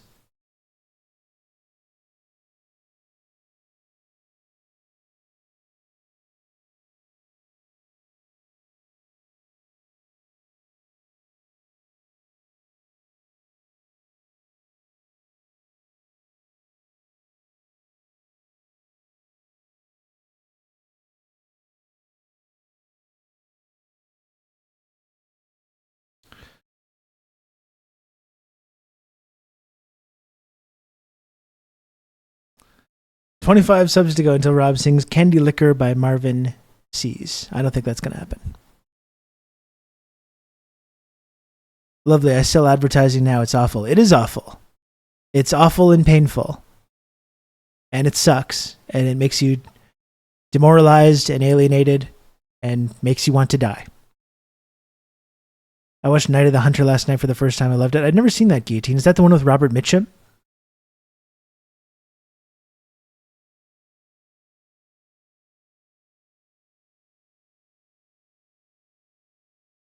Oh, he knows, all right, JW. He knows, all right.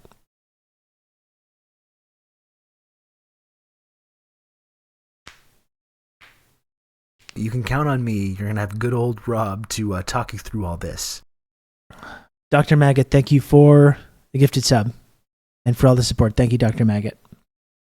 We're making our way there. The grind is real this month, folks. The grind is very real.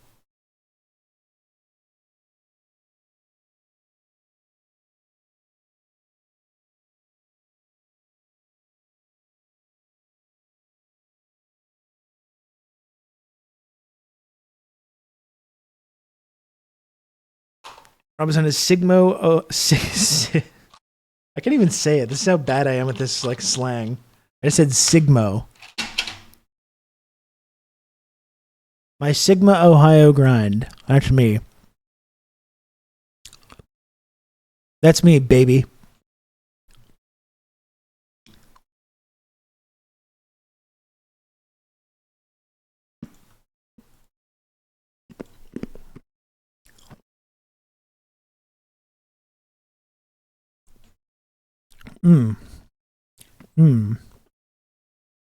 Okay, well, what else are we doing, folks? What am I here? Near an hour, 40 minutes. We chit-chatting? What else are we talking about? He's a phony. Who's a phony? Some mate Ryan. He's a lie.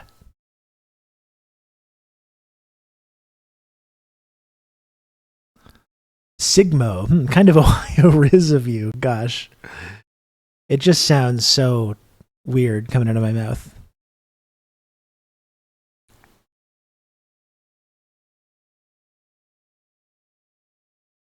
You can count on me. You're going to have good old Rob to talk you through all this. Dynamic Nibbles. Rarely seen chatter, viewer and listener, Dynamic Nibbles. Thanks for the 10 months. I really appreciate that.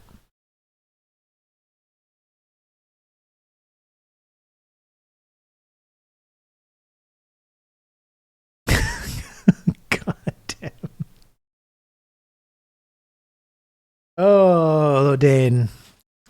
Oh, Lodane, Lodane, Lodane.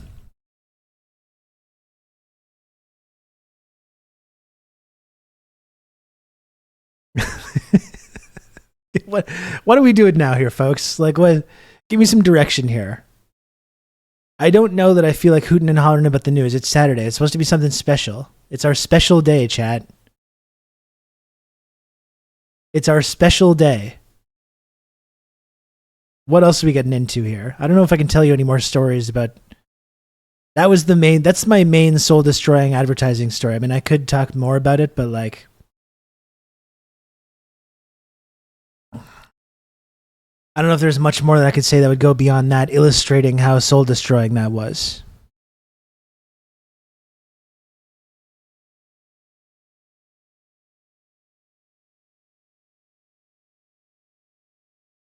What Saturday morning cartoons did you watch? I mean, obviously Ninja Turtles was a big one. Squatch Drew. What Saturday morning cartoons did I watch? That's a great question. You know a show that I think about sometimes that like I really remember watching on Saturday mornings, but like couldn't have been around for that long, and it's a really random thing that sometimes I wonder if it's like a Mandela effect thing that I just invented. Well, I know it's not, but it was Pirates of Darkwater. Does anyone remember that?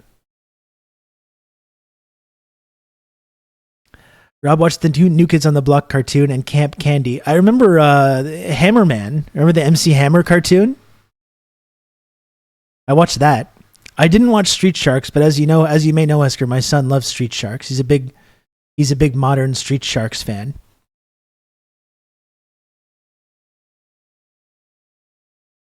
The hammer pants and the magic shoes. Exactly. I remember that.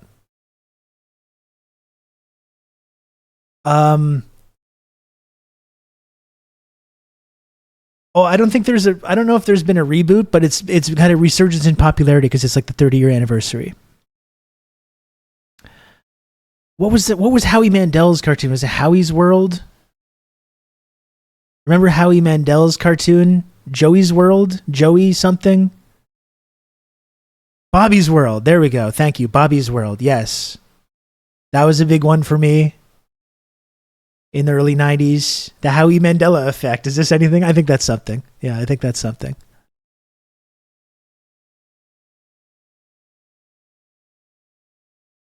Bobby's World. Pirates of Dark Water was so sick. I think it was only a season or two. It had that red monkey, the blonde dude, a bunch of pirates, and some crystals that would blast the black goo from Prometheus out of the ocean. It was a really interesting mix of like pirate stuff, seafaring, sci-fi, fantasy. But I barely remember it at all, though. The one with the all-star sports guys as superheroes, of course. Pro Stars. With Gretzky, Bo Jackson, and Michael Jordan, obviously.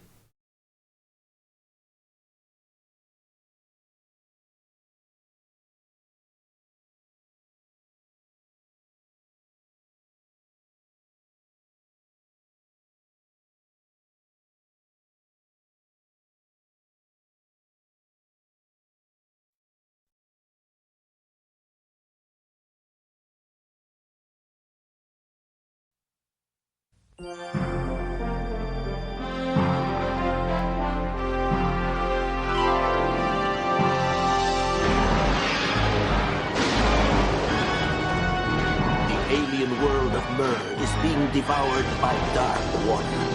Only Ren, a young prince, can stop it by finding the lost 13 treasures of wood.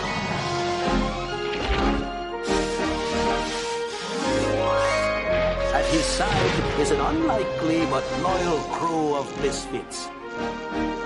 At his back, the evil pirate. It's like kind of He-Man, kind of pirates. Nothing to get the treasures for himself.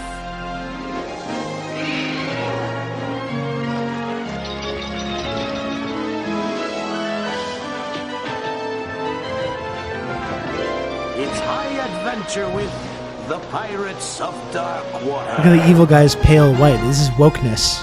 Even back then. Even back then, the woke mind virus was infecting us all. Just like the titular Dark Water. I was a Gem girly. That would shock you how hard that show went. I did not watch Gem, probably for like toxic gender reasons. Gemder. But I don't doubt that it did go hard.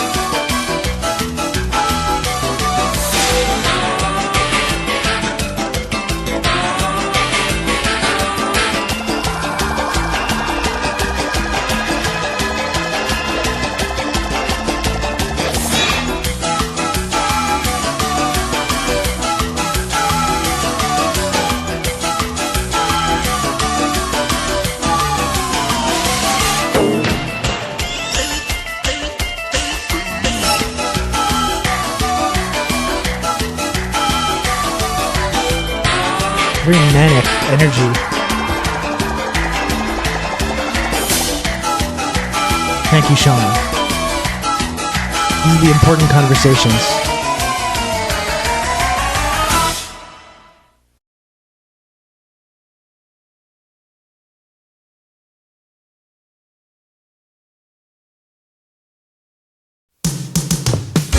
Hi, everybody. Welcome to Bobby's World. I'm Howie. Bobby? What? Get in here. Why? Because the show started? Why? Because the last show ended. Why? I don't know why. Just get in here. Am I in trouble? No, you're late. So does that mean I don't have time for a song before the show starts? No, you don't have time to sing a song before the show starts. You? Good. Because I didn't have one yet. The hair squatch. In the late 80s, early 90s, it was mandatory to have this hair. I kind of have this hair now. Not quite the same, but... Okay, we don't need to hear that again. There's one special I should show this to my kid. I wonder if he would like it. A really special You wish you had that hair. I do, actually. I do. That's For me, true. that time is today.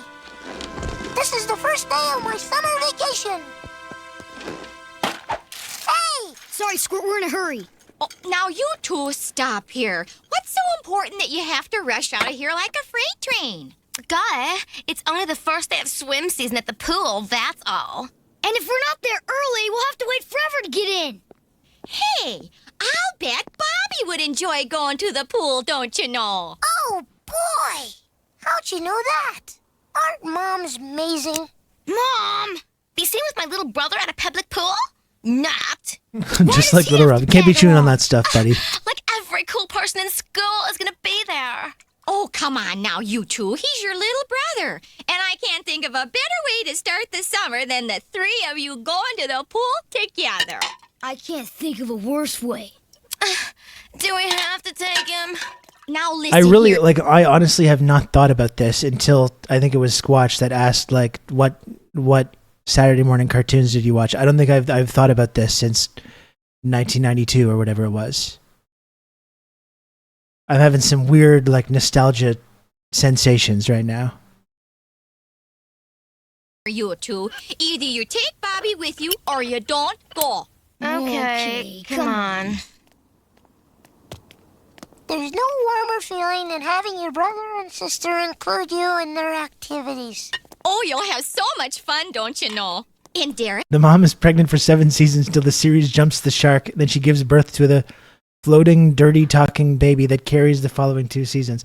See, Diego, I have no idea whether you're being serious right now or not. Like, you could be just making that up. I have no idea whether you're being serious right now. I was big into Gargoyles and Batman Beyond. I can die happy when they gave me a Batman Beyond movie. I don't know how old you are, Husker. I think I was just a little bit too old. I think by the time Batman Beyond was on, I was maybe a little too old for it, or maybe I just didn't know how to watch it. I don't know, because I was still quite into that stuff into the mid-90s, so.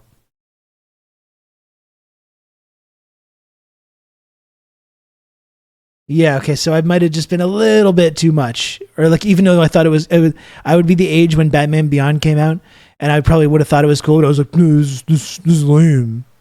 This is lame. Please get back to corporate murder plots and orphanage bombings of Gem. This is such baby shit. Darkwing Duck is good. My kid likes Darkwing Duck as well. He really likes the theme song as well. I don't know, Lodane. I'm just going down this little nostalgic rabbit hole, thinking about random 90s cartoon of Howie Mandel, Bobby's World. I don't know.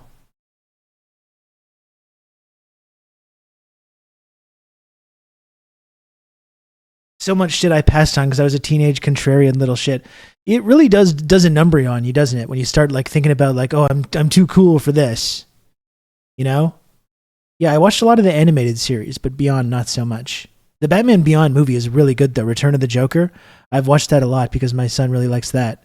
It's a really good like comic book movie. Kids that got to grow up with Avatar: The Last Airbender are so lucky. Seriously, yeah.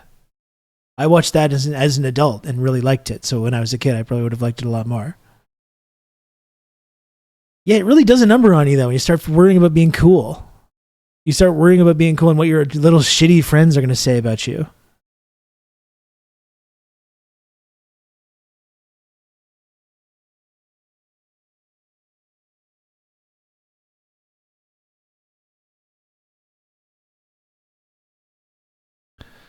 I grew up without cable, so we would tape the Saturday morning cartoons on the VCR and rewatch the same cartoons all week. That's cool. That's fun.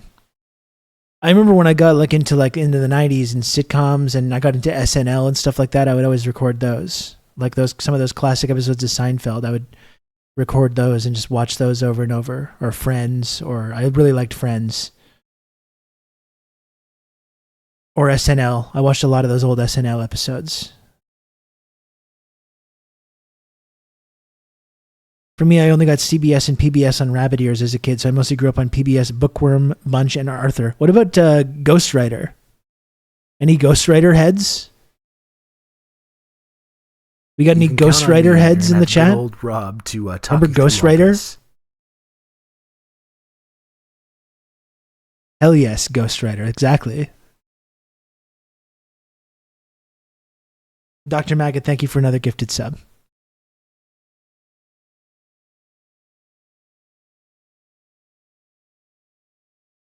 Not Ghost Rider Squatch, the comic book character. Ghost Writer. Hell yeah, Lodane. Lodane's having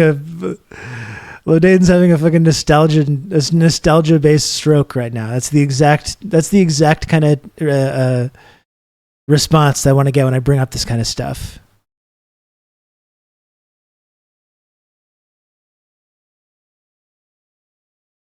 The flaming skull, the motorcycle, exactly. Yeah.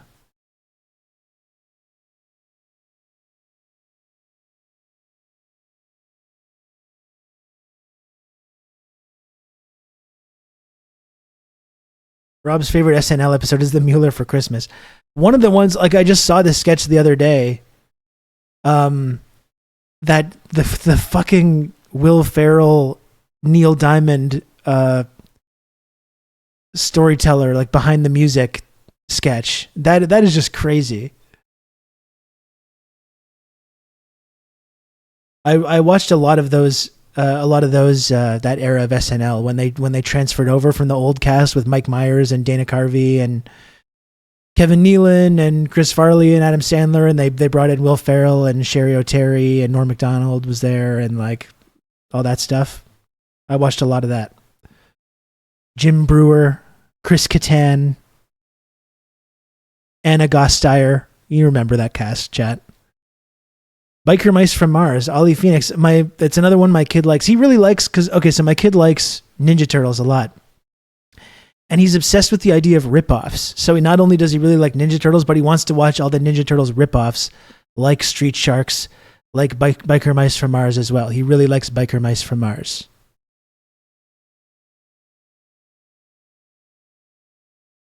Does he call them ripoffs? Yes, he does. And Samurai Pizza Cats. Exactly.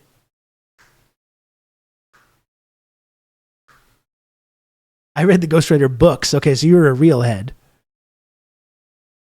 You were a real Ghost Rider head, Lodade. Wow.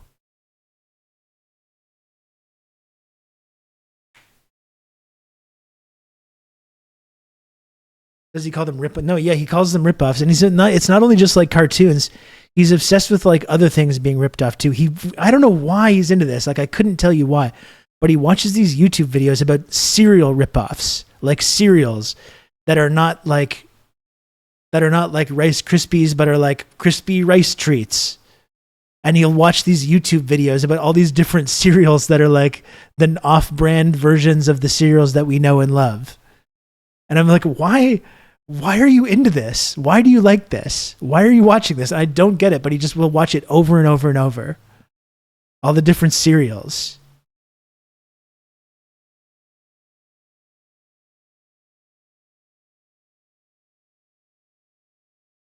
I was obsessed with Ghost Rider. Jesus, I had a crush on every single character, I think, but especially Alex.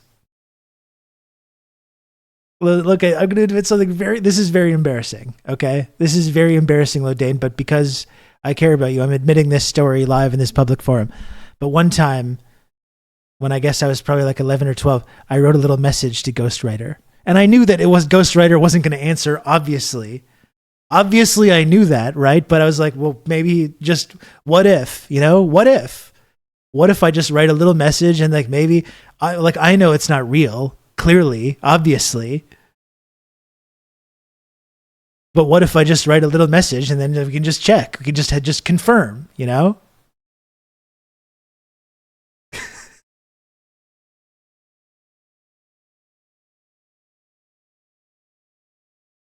Did you show him Reboot yet? I tried to show him Reboot, but he can't get past the animation. He really just can't get past the cheap-looking animation. No, Ghost Rider didn't write back. Of course they didn't. Of course Ghost Rider didn't, because it was like not real. And I know that, and I knew that then, and I know it now. But I was just like wanted to check to see. I don't know. Just wanted to do a little test. My niece was kind of into similar things. She absolutely loves collecting like these tiny toys of cereal and drinks and brand name stuff. Just literally those tiny sodas and cereals and cleaning supplies. Why do they like this? Why do they do this? Recently read the Last Ronin TMNT comic that was done by both the original creators. Haven't teared up from a comic book as long as I can remember, but man, that one hit. Was kind of the swan song story by the creators of Ninja Turtles. My kid loves Last Ronin. He discovered the idea of Last Ronin, and he's a little bit obsessed with it.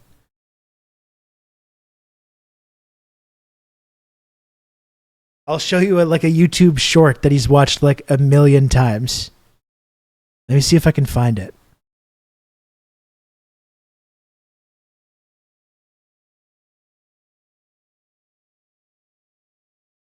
Yeah, okay. I'll show you the YouTube short that my son has watched like 100 times. It's this.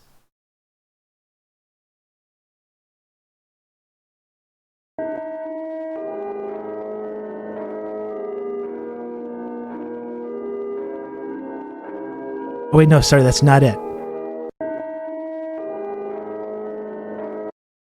Okay, class. Shit, wait. Let me try and find it. It was something like this. I think that image is in there. There's like a song that goes with it, though. How is he able to find this so easily, but I can't find it? What is up with that?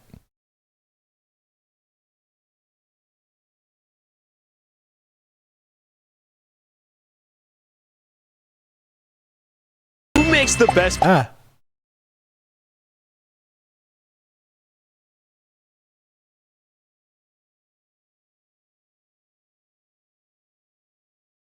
I'm not slandering him, okay? I'm not.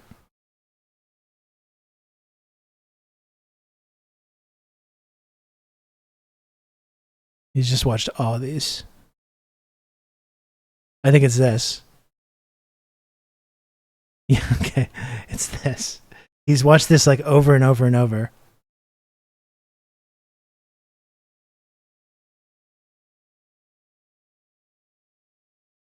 I will be okay, just wipe those tears off of your face. I'm sorry, I won't right my wrongs. I'm guilty, Lord.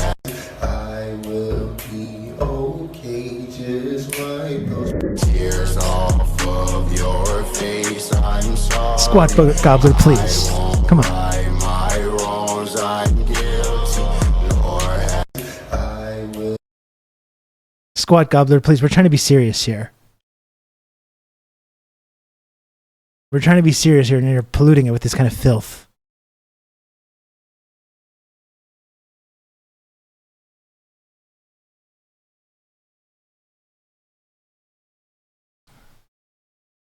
So he really got into that Last Ronin idea.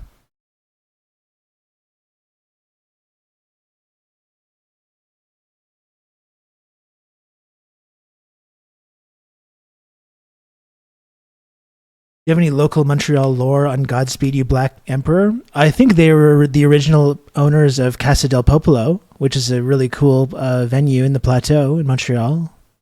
And now they're putting out this new album that's like putting out like the name of the album is like Palestinian death toll numbers, which is pretty fucking cool as well. That like forces music journalists to report on, to talk about it.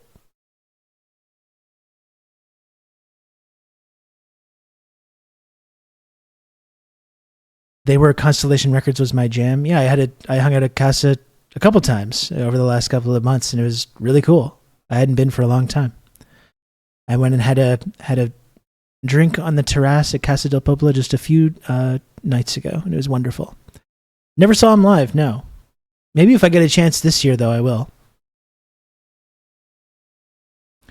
They do the music to the opening of 28 Days Later, don't they? I saw a Pitchfork called it the Israel-Hamas War. There we go. Yeah. They did the opening of 28 Days Later, right? That's so cool. That whole piece is like so cool. What a great opening to a film, and the music really like animates that.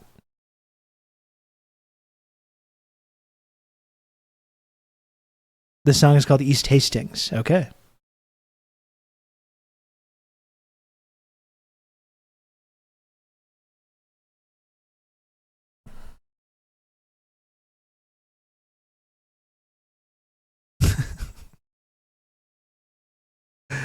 We shouldn't even be drawing any more attention, Dr. Maggot, to Squat Gobbler's message. Please. Let's just move on. It's like you don't even know Biden and Kamala are working tirelessly towards reaching the sub goal.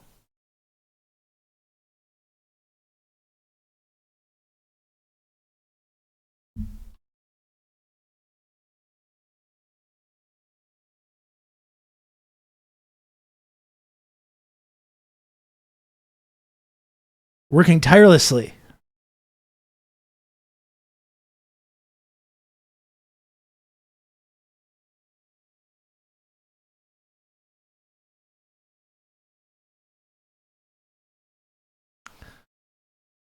The Godspeed concert I went to had at least 4 people ODing and had to go to the hospital. Godspeed already intense without the drugs. Yeah, it's like, it's not necessary.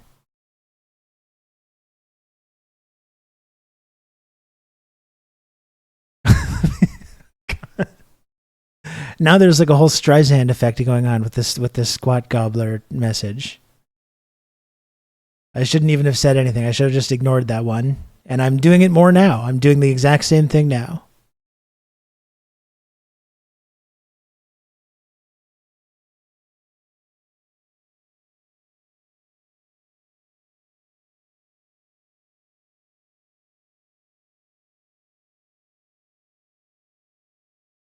Red left out, let's just not worry about it. We're moving on from this. We're moving on from this. What are we moving on to? What else are we chatting about, chat?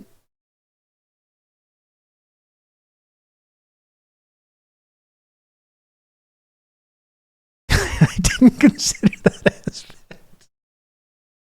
This is why we got to be a little more considerate with our riffing sometimes, okay? Sometimes you think you got a great riff. Sometimes you think you got a great riff, and then all of a sudden, after you fire it off, it's like, oh shit, this is kind of a little bit problematic.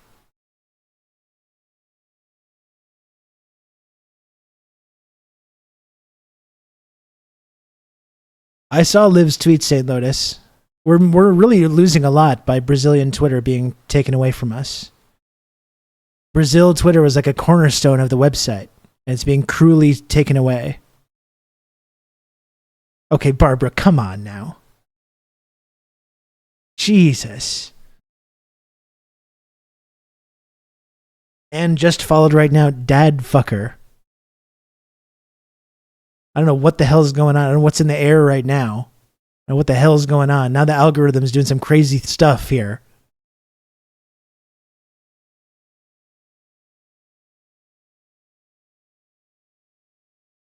My gosh.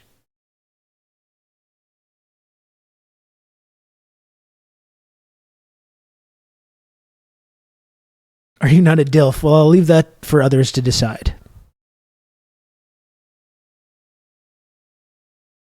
That's not me. That's not me to determine, all right?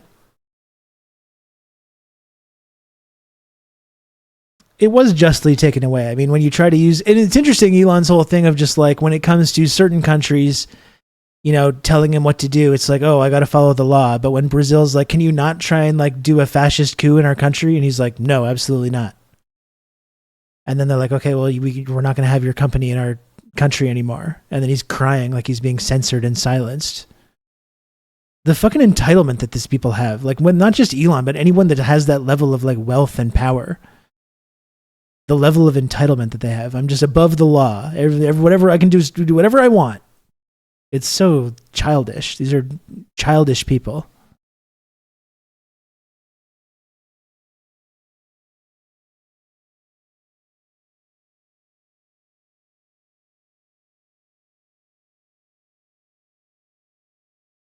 Now Elon and Glenn Greenwald working together.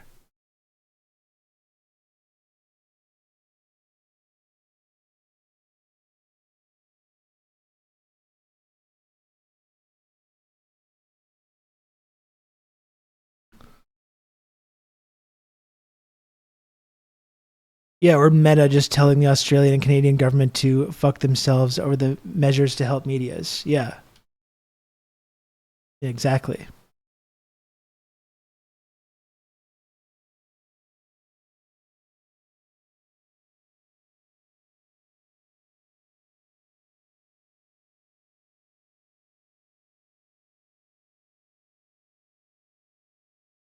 Oh, it started to get a little rainy.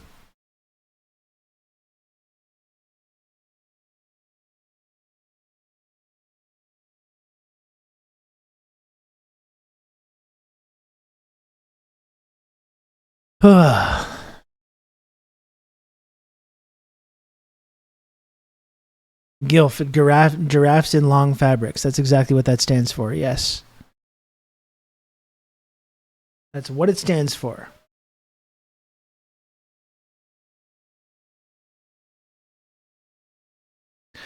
Oh, so I'm almost ready to start Horizon Forbidden West. That's kind of exciting. I finished with the main story of Frozen Wilds.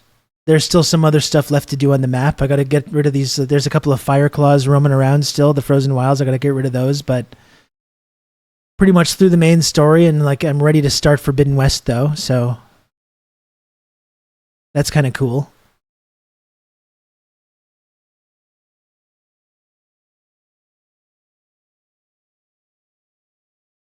It's no Space Marine 2, but I'm sure it's fine. Is Space Marine 2 worth checking out?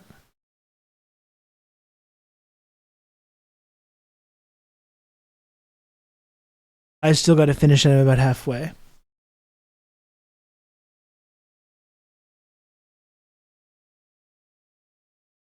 Space Marine 2. I mean, with all the discourse about Alien going on right now,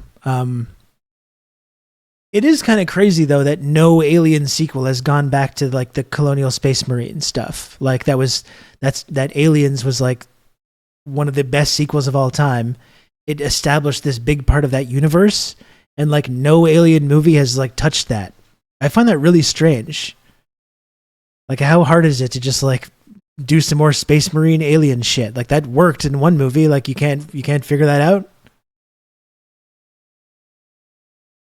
The worst part of Horizon Forbidden West is that they bothered to acknowledge why Aloy lost all their cool weapons at the start of the game. No, I wanted to keep those. No.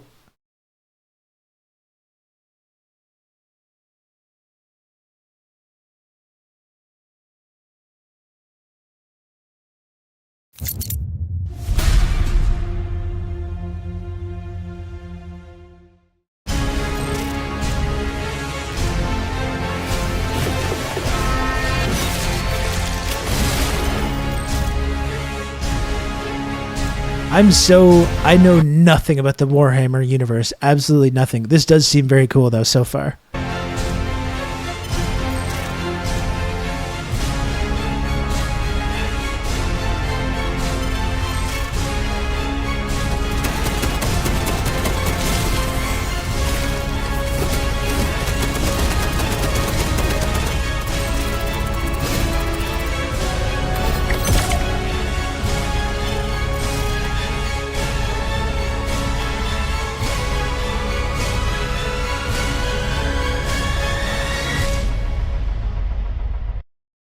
Neat. Oh, you know what? I just had another crazy nostalgia flashback. Play a story trailer. Space Hulk. Remember Space Hulk?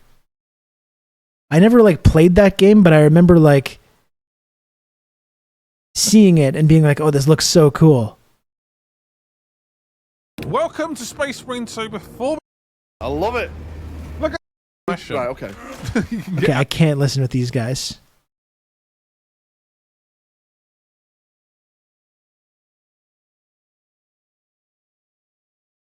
Warhammer 40,000. The game's campaign mode allows you to experience this epic story either solo or with up to 3 players in co-op. This does look pretty cool. Space Marine 2's story begins a century after the events of the first game. Captain Demetrian Titus is a genetically enhanced super soldier and hero of the Ultramarines. We will eradicate your kind from the galaxy. No, I've not played Dragon Age, Lodane. I've been heavily influenced to play Witcher 3, though. I've been mentioning that the last couple of days. I've never played any of the Witcher games, and I've been like insisted upon that I play Witcher 3, so I'm gonna have to do that as well. Titus has returned to the Ultramarines. You're a lieutenant now. Where he is demoted to lieutenant. Will that be a problem? No, Captain. And forced to prove his loyalty in the heat of battle. On a distant world, he must face one of humanity's most fearsome adversaries, the Tyranids. As you take control of Titus and his fellow battle brothers, Chiron and Gadriel, you'll be thrown into the thick of a war of galactic proportions. We love Lodane for having strong opinions, Thanks to our okay? unique swarm technology, allowing us to Lodane render feels very hundreds of strongly real about certain enemies on things. screen at the same time. The most important thing is that she's calmer than we are. Seemingly endless waves of crawling, This looks quite cool. swooping enemies as far as the eye can see. You must repel the Tyranid invasion. Another game I need to play is that Aliens Dark Descent. Threat, battling in the claustrophobic jungles of Kadaku, the majestic planet-spanning metropolis of Avarax, and other epic locations. After each successful mission, you'll return to the Battle Barge, a space fortress serving as the Ultramarines' orbital headquarters. Here you can gather crucial intel. Someone pointed out the other day that the dude is never ever chill in the Big Lebowski, and it's another thing that makes it so great. It's because of Walter. Every single time the dude attempts to be chill, Walter or some consequences of Walter's advice Close combat or ranged warfare. causes him to not be chill. Wide range of equipment offers you an array of devastating weapons. Like when he's trying to relax with the whale song. Nice marmot. Certainly wise, since performing a brutal melee finisher replenishes your armor and keeps you in the fight for longer. Shred the enemies of humanity with the iconic chainsword. Liquefy them with the melter rifle. Or crush them with the mighty thunderhammer. That rug really tied the room together, did it not? How you vanquish the Tyranid invaders. And this guy peed on it. Donnie, please. Your duty is not yet done. Beyond the story campaign, you'll find Operations Mode. Here, the focus is on cooperation and replayability. Play as one of 6 classes with unique skills and abilities. Then Just like Walter's right about everything but insufferable. Walter, you're not wrong, you're just an asshole. Am I wrong? Ugh. The Vanguard's grapnel. This looks really cool. I gotta say, I don't know. I have a long list of games I have to play, so I don't know if I'm gonna be getting to it anytime soon. It does look very cool, though. You can count on me. You're gonna have good old Rob to talk. I admit that it looks cool. Saturday stream. Nice treat. It will fill the Helldivers void. I would just rather just get back into Helldivers, though. If I'm gonna do that, if I want to fill that void, I'll just play Helldivers again.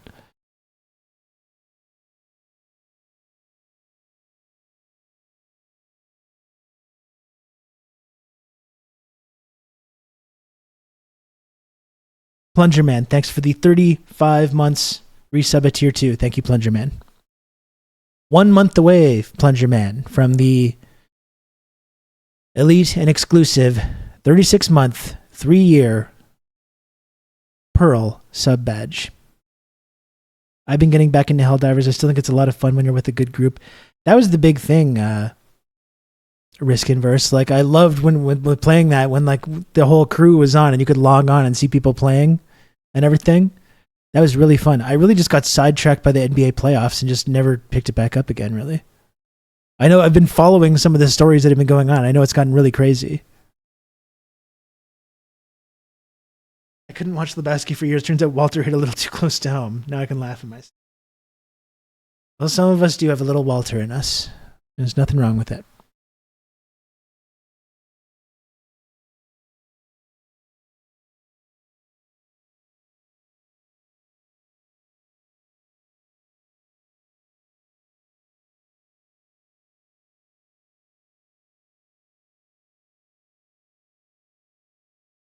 He at least had the guts to stand up for his friends, except on Shomer Shabbos. You can count on me. You're going to have good old Rob to talk you through all this. Shomer fucking Shabbos. Dr. Maggot, thanks for gifting a sub. To Neon Gyat. That's good. That's a good name. You've just become an elite member Oh, my of the goodness. Friendship Triangle. Oh, my goodness. Pac-Man, thank you for the 5 gifted subs. Pac-Man. Heck yes. Heck yes. We love it. Thank you, Pac-Man, for the 5 gifted subs. That was very cool.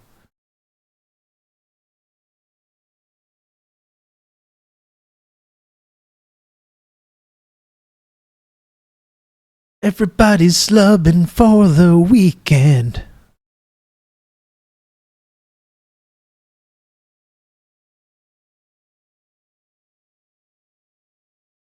Chilling on the weekend like usual. That's right. I actually might get a little glass of water. Getting a little thirsty here, a little parched.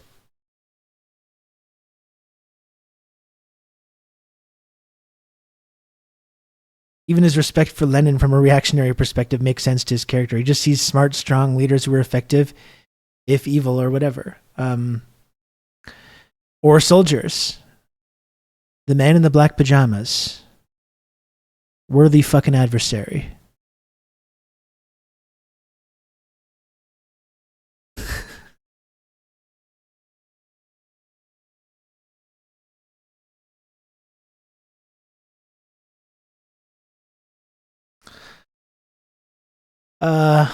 Yeah, 1 second. I'm just going to go get a glass of water, folks. I'll be right back.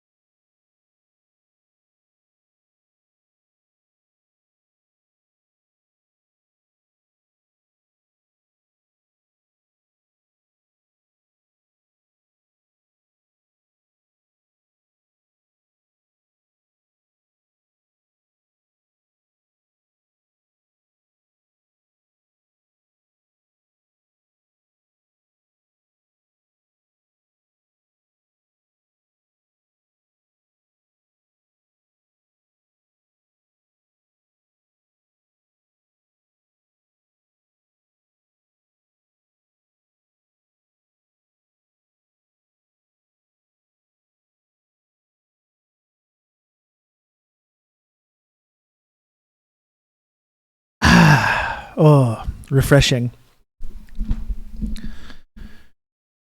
Very refreshing.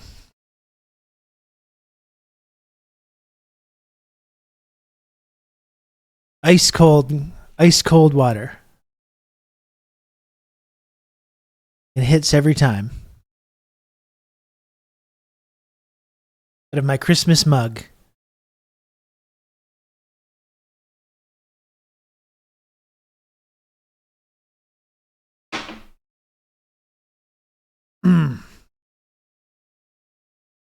You still have to play the True Comrade games. I did play Disco Elysium. I would like to do a second playthrough, definitely, but I did play Disco Elysium and loved it very much. Bubbly released a new flavor that I'm addicted to now called Strawberry Sunset. That sounds nice, Dr. Maggot. Maybe I'll give that a try.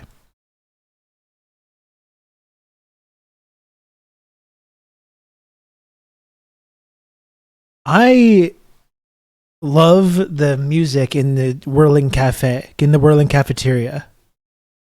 I still think about it. I like just going to hang out there, just listen to it sometimes.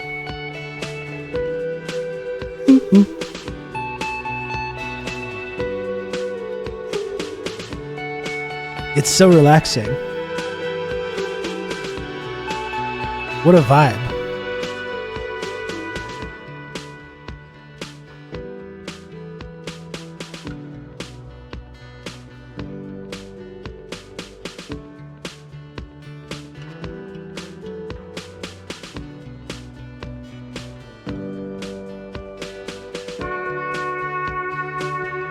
This is a certified 10-hour chill music to study to, for sure. I can just listen to this on repeat.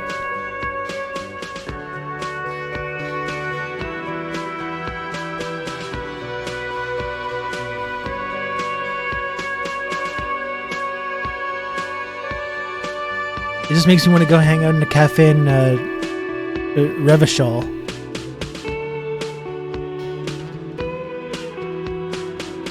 Did you manage to do the side quest where you performed karaoke in the Whirling in Rags? I definitely did the karaoke, and I remember it was very unpleasant for everyone involved. This kind of like yearning, moaning, kind of singing style.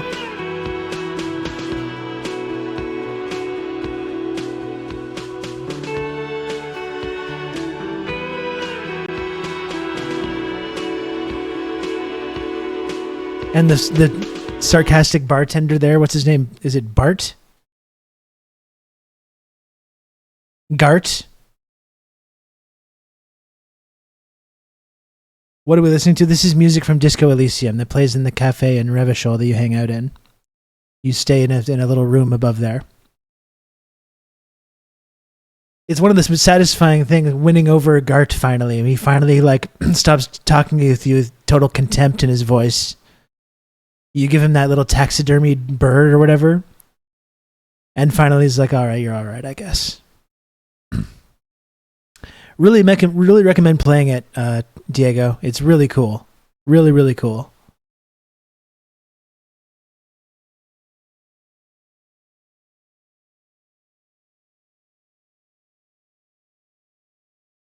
I should do another playthrough, but I just got too many games. Got a big backlog of games here I gotta play.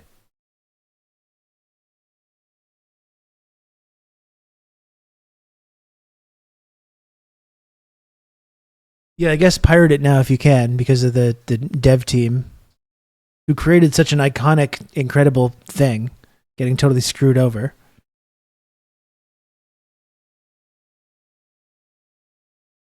My character managed to play it off as really powerful and got the ladies falling for my irresistible charm, which I'd invested all my points in. That's good.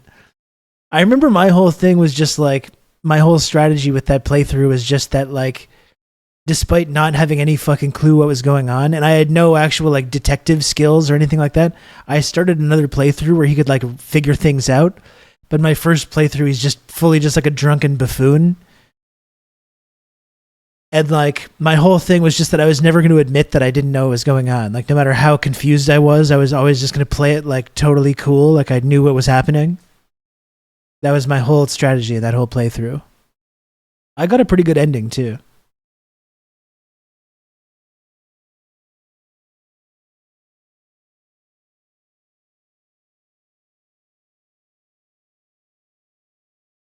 Smart. It's a lot like real life. When you don't know what you're talking about, you just play it cool.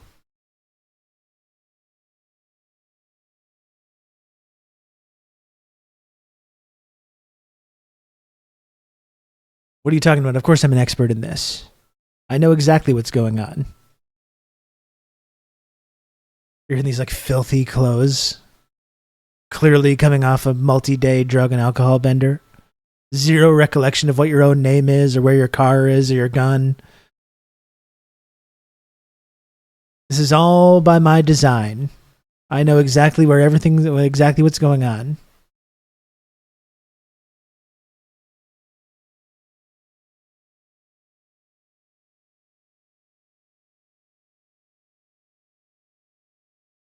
I got the most sorry cop achievement for apologizing over 25 times in conversations. And I was never apologizing. I was doing everyone a favor just by being involved, you see.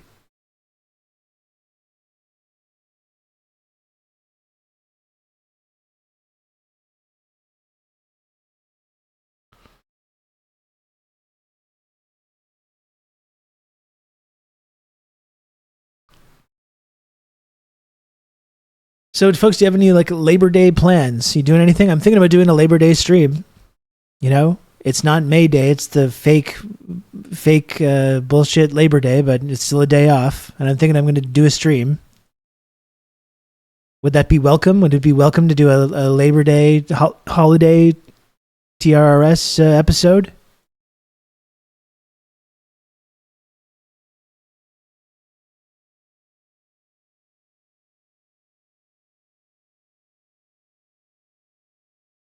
Well, that's what I'm thinking. Like I said, I'm back on the grind now. For the workers. That's right. I'm back on the grind, so I think that's what's happening.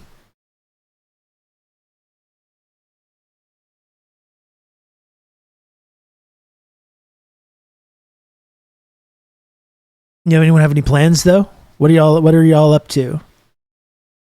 What are we doing?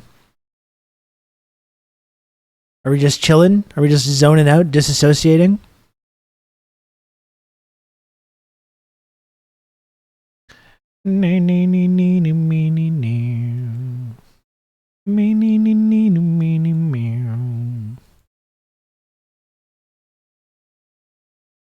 My plans fell through. Well, now you got new plans, Neon Giat.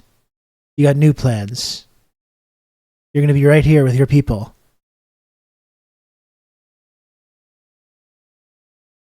Sing labor songs on stream in the style of either Steely Dan or the Alan Parsons Project. That sounds ambitious.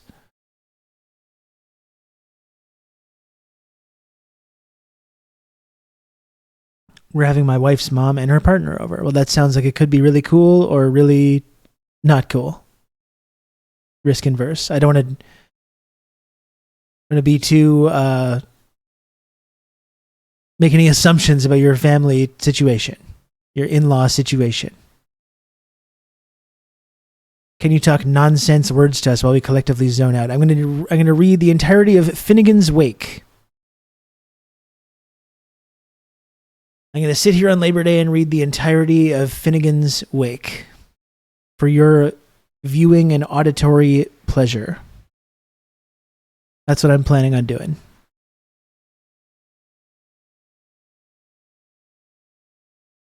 In Donald Trump's voice.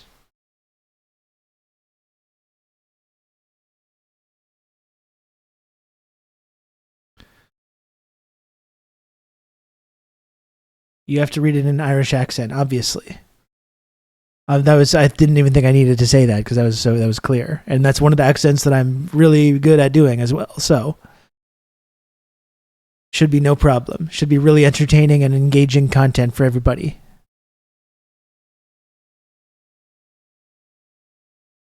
Let's hear it, and I'm saving it up for the day. Okay? If you have a special gift, you don't give it away for free, Max.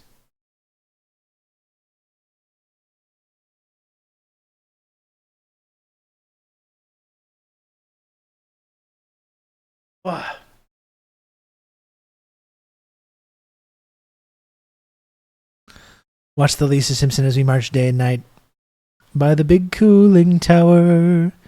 They have the plan, but we have the power. What a great episode that is. It's such a good episode.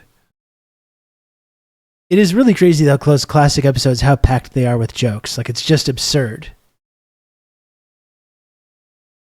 It's just absolutely absurd.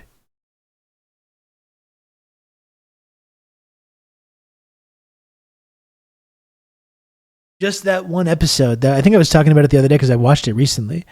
Just in that one episode, there's like 5 to 8 like iconic Simpsons moments just in that one episode. Like, dental plan, Lisa needs braces. Dental plan.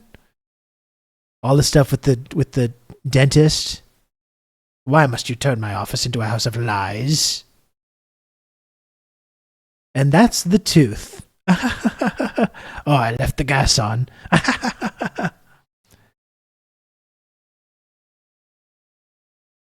It's just so great. Just every single moment is great.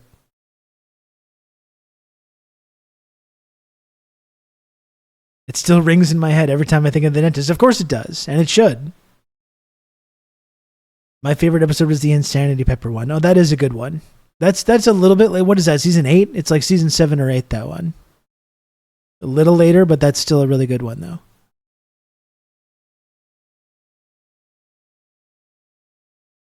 There are whole episodes where I have to tell my wife, this is where I get half the bits I do for you. And I'm sure she's just thrilled. I'm sure she's just absolutely thrilled by that. She should, though, be, because it's actually cool. Tickled Pink. My dentist song is like a Steve Martin Little Shop. 'Cause I'm a dentist. That's really good, too. Something else that I watched quite recently. Didn't realize how iconic and fantastic that was.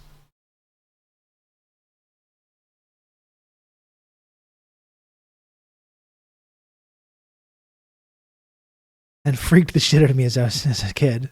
The mouth shot, the inside the mouth camera shot is so cool.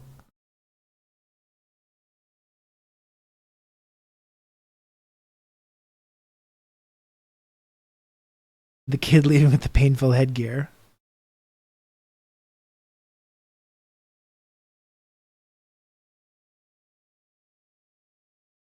Oh, what a classic. can see Sean cowering at the dentist in Little Shop. Well, it's interesting too, because when you do get braces or like headgear like that, it does make it really difficult to spake, doesn't it? Doesn't it, Sean? Doesn't it make it difficult to spake when you have braces, when you get dental work?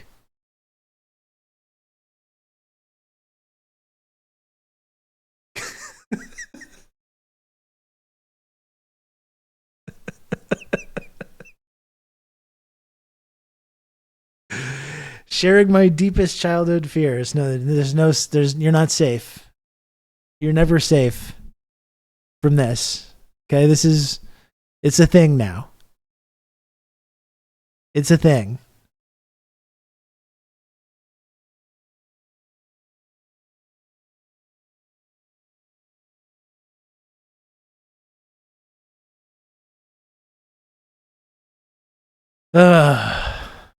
Yeah. Well, you know what, folks? I think I may call it a day. What a fun Saturday stream. This was fun, right? It was just a fun hangout, fun discussion. Some good nostalgia. Some laughs. We had a few laughs. A few beers. Our fucking troubles are over. This has been nice, hasn't it? It's nice to do the little weekend stream. A little bit less pressure.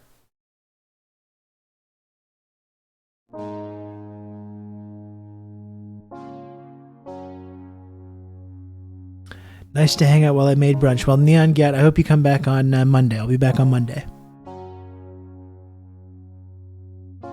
By the way, to answer your question about Warhammer, it's really just about being evil and cool looking. No good guys, just evil and cool looking. Okay. Say no more.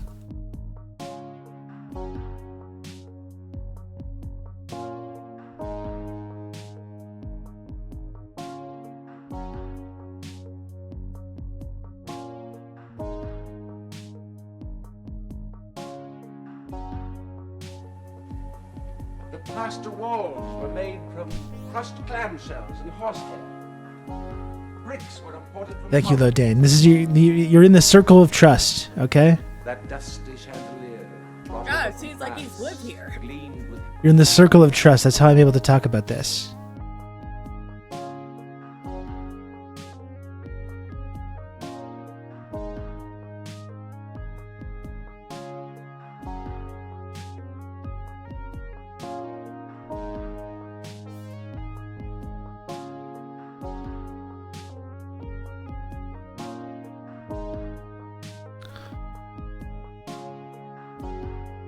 Well, thanks for tuning in, folks. This is fun. It was nice to do a little weekend stream with you. I enjoyed it. I hope you did too. Little hangout, little Saturday hangout. I call her Cosmopolitrix. She looks like she's watching some old spooky movie. Another good thing for a rainy, overcast Saturday. We got some spoopy movies going on.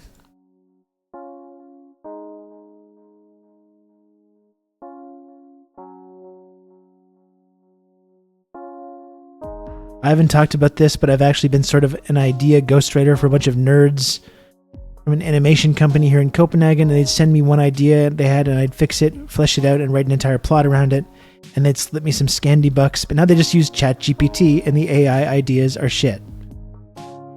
That sounds really like shit, Diego. I'm not going to sugarcoat that for you. I'm sorry. I'm sorry to hear that.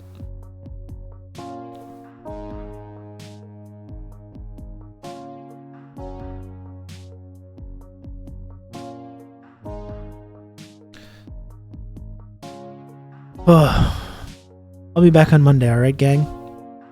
Thanks for hanging out.